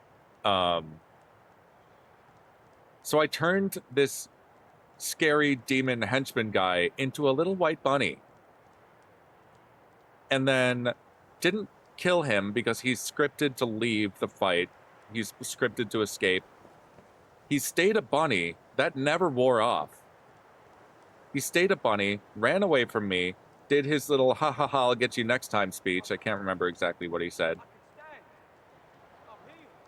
Scenes later, the next time he showed up in game was when there was this like big gathering of all the big bads in front of me, like, ha, we're here to kill you finally. And out of one of the portals hops this little white bunny alongside all of these scary demons. And I'm like, you've got to be kidding me. It retained his bunny status through several scenes of playthrough. So it like, you know, it pulled up the same, you know, character data and all the status information and all that. I still can't get over it. And I actually ended up using that spell on the final boss and turned him into a little frog and just like one-shot him. I'm like, this feels very unstrategic, but I still love that it happened. Otherwise, I'm not sure I would have beaten that game because it was kind of a hard game. But anyway.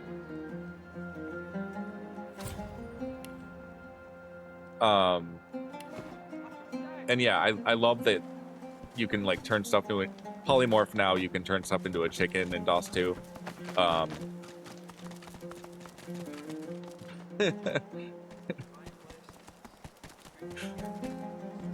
But you know, it wears off after like 1 or 2 turns, depending on if the enemy has the like talent that makes, I think it's walk it off maybe, that makes it so the status effects go away sooner. Okay, so I did the piggy. I almost want to...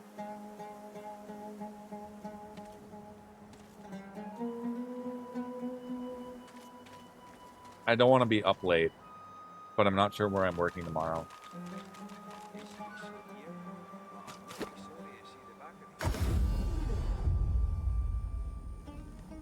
But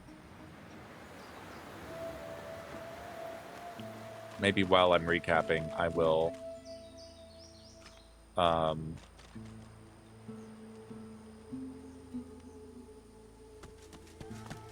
loot this stuff.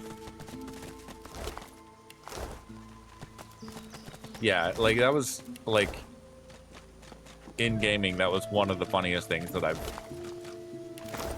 had happen. That was like not a bug. It was like a feature. I mean, yeah, it was a normal use of gameplay. Not exactly cheesing, it was just like how the spell worked. I just wasn't expecting it to work on literally everything. But I found Ego Draconis. It was fine. I found it maybe tiresome after a while. Oh, note with Divine Order Seal. Magister's here. Ensure you leave a little something behind in case any stragglers come back. Make it hard for seekers to breathe, if you know what I mean. Dallas.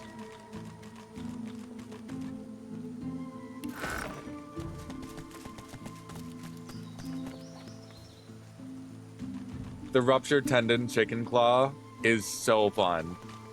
I wish there was a way to guarantee that a character is going to use a quick move, like Cloak and Dagger or Tactical Retreat. Because then you could just rupture tendon them and then force them to move forever away, and basically they would one-shot themselves. I've done it to myself by accident, and oh man, does it do damage.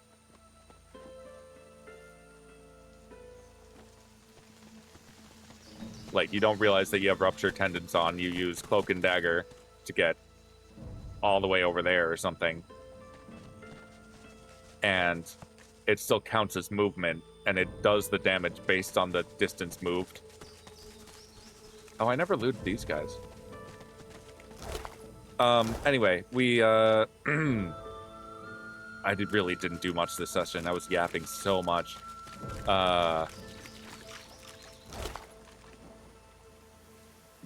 Neat. Send a beast.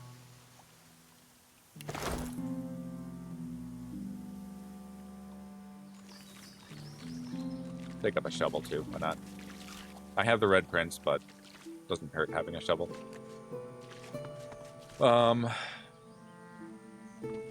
Is there anything up here? Or is this just a tactical spot?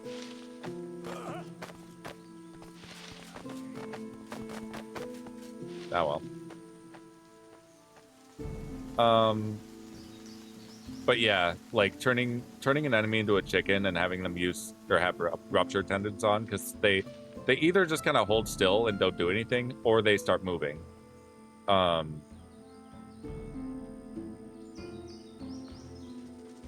yeah, having the distance-based damage tick. Shriekers. I'll never get used to them. Don't let it see you. Okay. GGobbie. If I remember correctly, you have sneaking. You have sneaking 1. Beastie has sneaking 2. Do we have...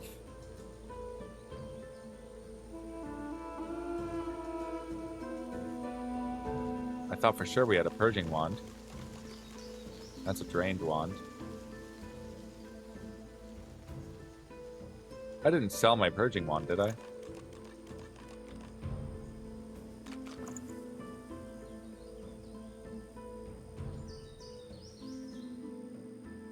No, there it is. Oh my god, I was about to panic.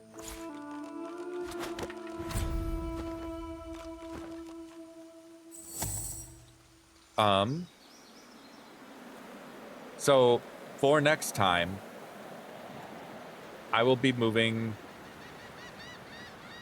in on the final fight of Act 1. I can't think of anything I may have missed. Hope Child, if you think of anything, let me know before I leave. Or before I leave next time, which will be next week.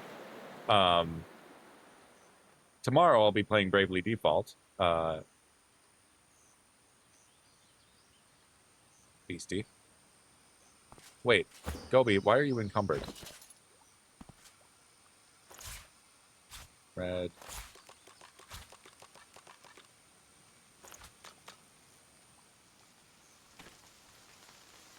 Best of Sorcery.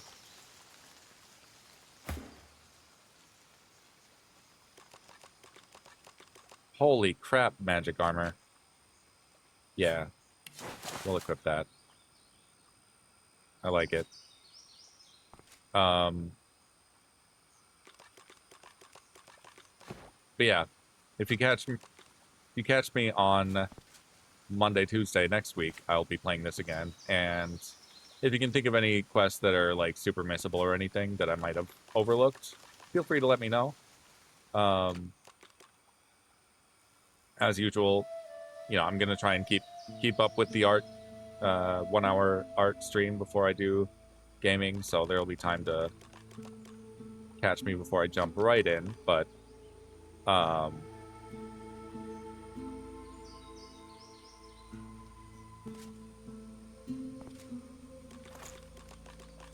no, that's not what I meant to do.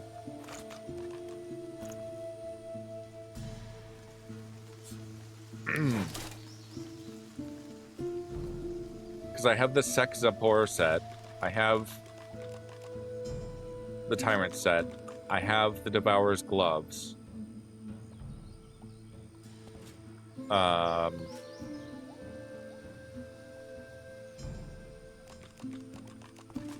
have the Mask of the Shapeshifter.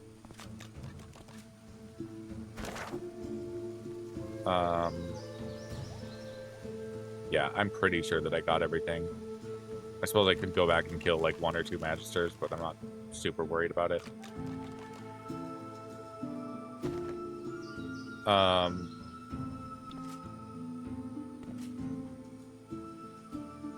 Oh, these grant resto? Let's give those to GGobbie. GGobbie, why are you still encumbered?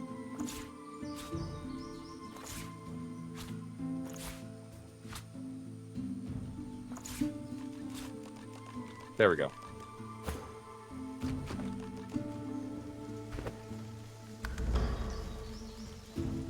Yeah, I think I got kind of the important stuff.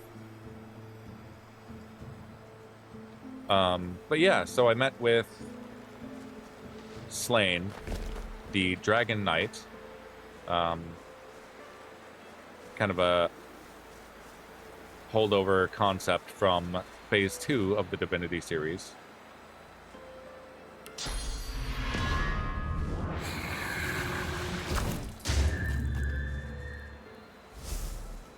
Flurries in the air comes. Could it be Slane? Look, it's him. He's come to his word. What is beast? Chop liver? Oh, I guess I didn't have to use the purging wand.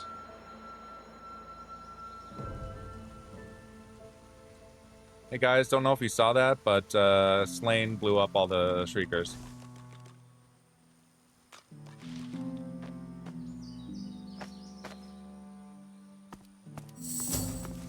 Anyway, so we met Slane. Slane just did the thing for us. I don't expect to see Slane at all the rest of the game. Again, Dragon Knight. Dragon Knights are able to change form from a person to a dragon. It seems that they have attached that concept to Lizard specifically, which is maybe a retcon, maybe a retcon from Ego Draconis. So it's really not clear if Ego Draconis is canon. If it is, it means that humans can become dragons too, if the right process has been met, or you know, under the right ritual and all that. Lizards themselves have been heavily retconned from their original iteration in Divine Divinity. They were really just kind of a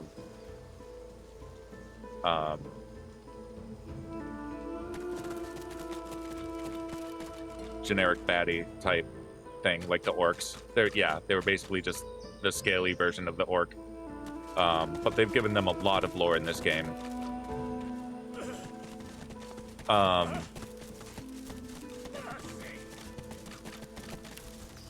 I finished off Sech Zapor.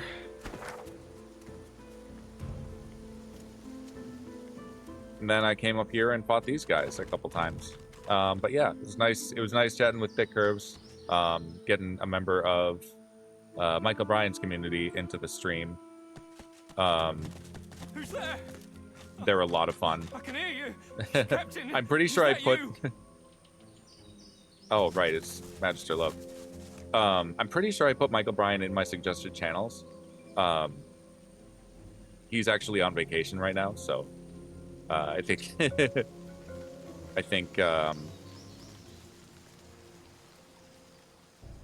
there's maybe a little bit of a void there. He's doing kind of a staycation. He's sort of burning out, so he's taking a breather.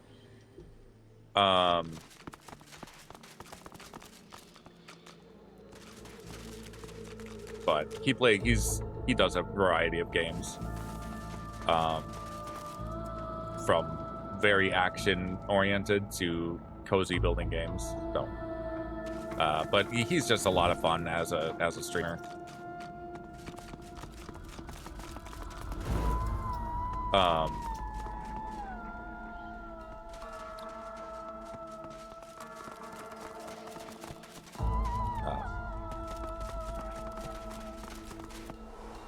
Where's it going with this? Anyway, man, that energy drink must have done a wonder on me. Either that or my ADHD without any dopamine left is going wild. I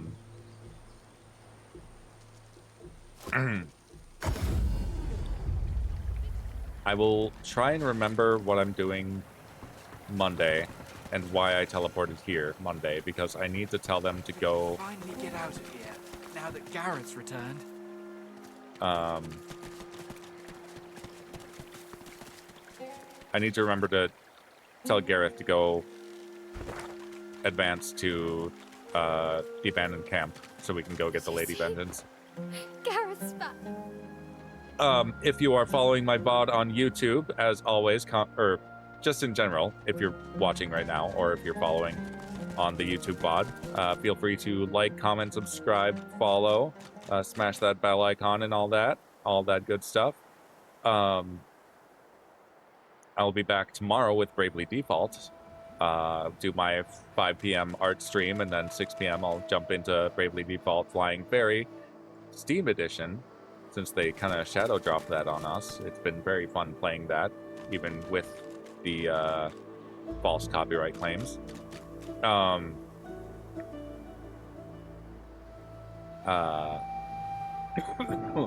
yeah, if you're watching on YouTube, feel free to hop over to Twitch and join me. It is very exciting to see my viewership growing. Thank you very, very, very much for the raid earlier, Urban Bohemian. I think I have him in my recommended channels too. What game is Bravely Default? Think Final Fantasy, but like old school Final Fantasy. But it was originally made for the 3DS. It has very nice artwork. I think it was done by Akihiko Yoshida, one of my favorite artists. It has incredible music. Incredible. They actually contracted a band that specializes in fantasy rock. So if you like that kind of very, very anime style, like high octane electric guitar, that kind of thing, but also, you know, trumpets and woodwinds and some orchestra themes. Like, that's one of the things I love about anime and JRPGs, is they can be very good at blending music styles. But yeah, it's been very cool to see my viewership growing and everything. And again, thank you, Urban Bohemian, for the raid earlier. That was the largest raid I've had since I started the channel. Here's to bigger in the future.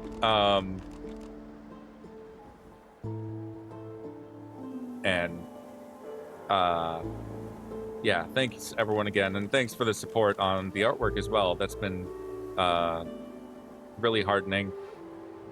I know I'm not quite up to snuff with, you know, some of the amazing artwork that I see from game developers and that kind of thing, but I am making progress, and I am now enrolled in school to work toward that level of skill.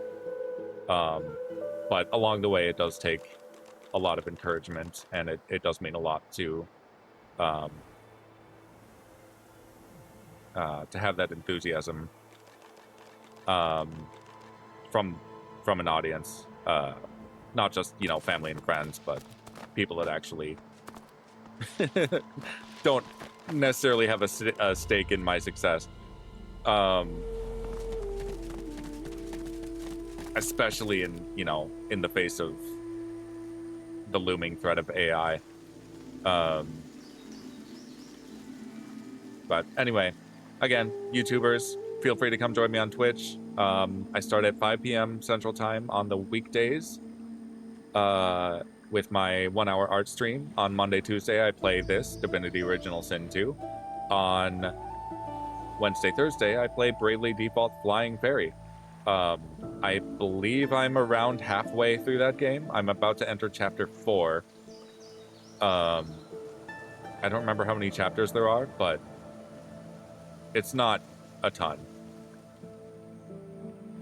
And at some point, it does just kind of turn into a boss marathon without so much, like, party yapping. And then on the weekend, I start at noon, and I play No Man's Sky. So that's, and maybe I'll start at 11 with my art stream for that.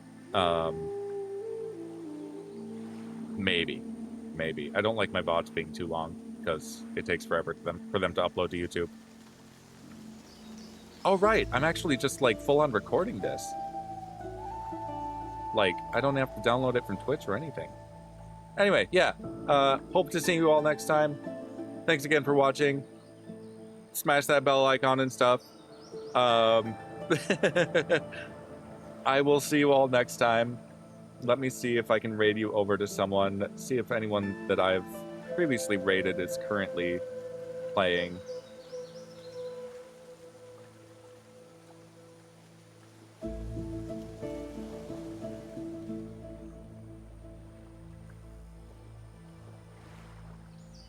Good night, Hope Child. Thanks for chatting. Some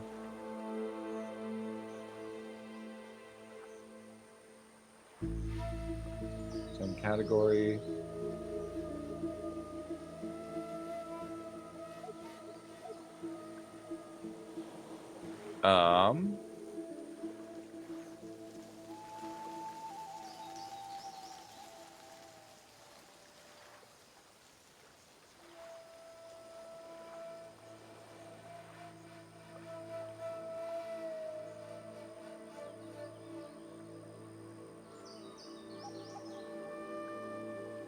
Okay, cutting the recording here.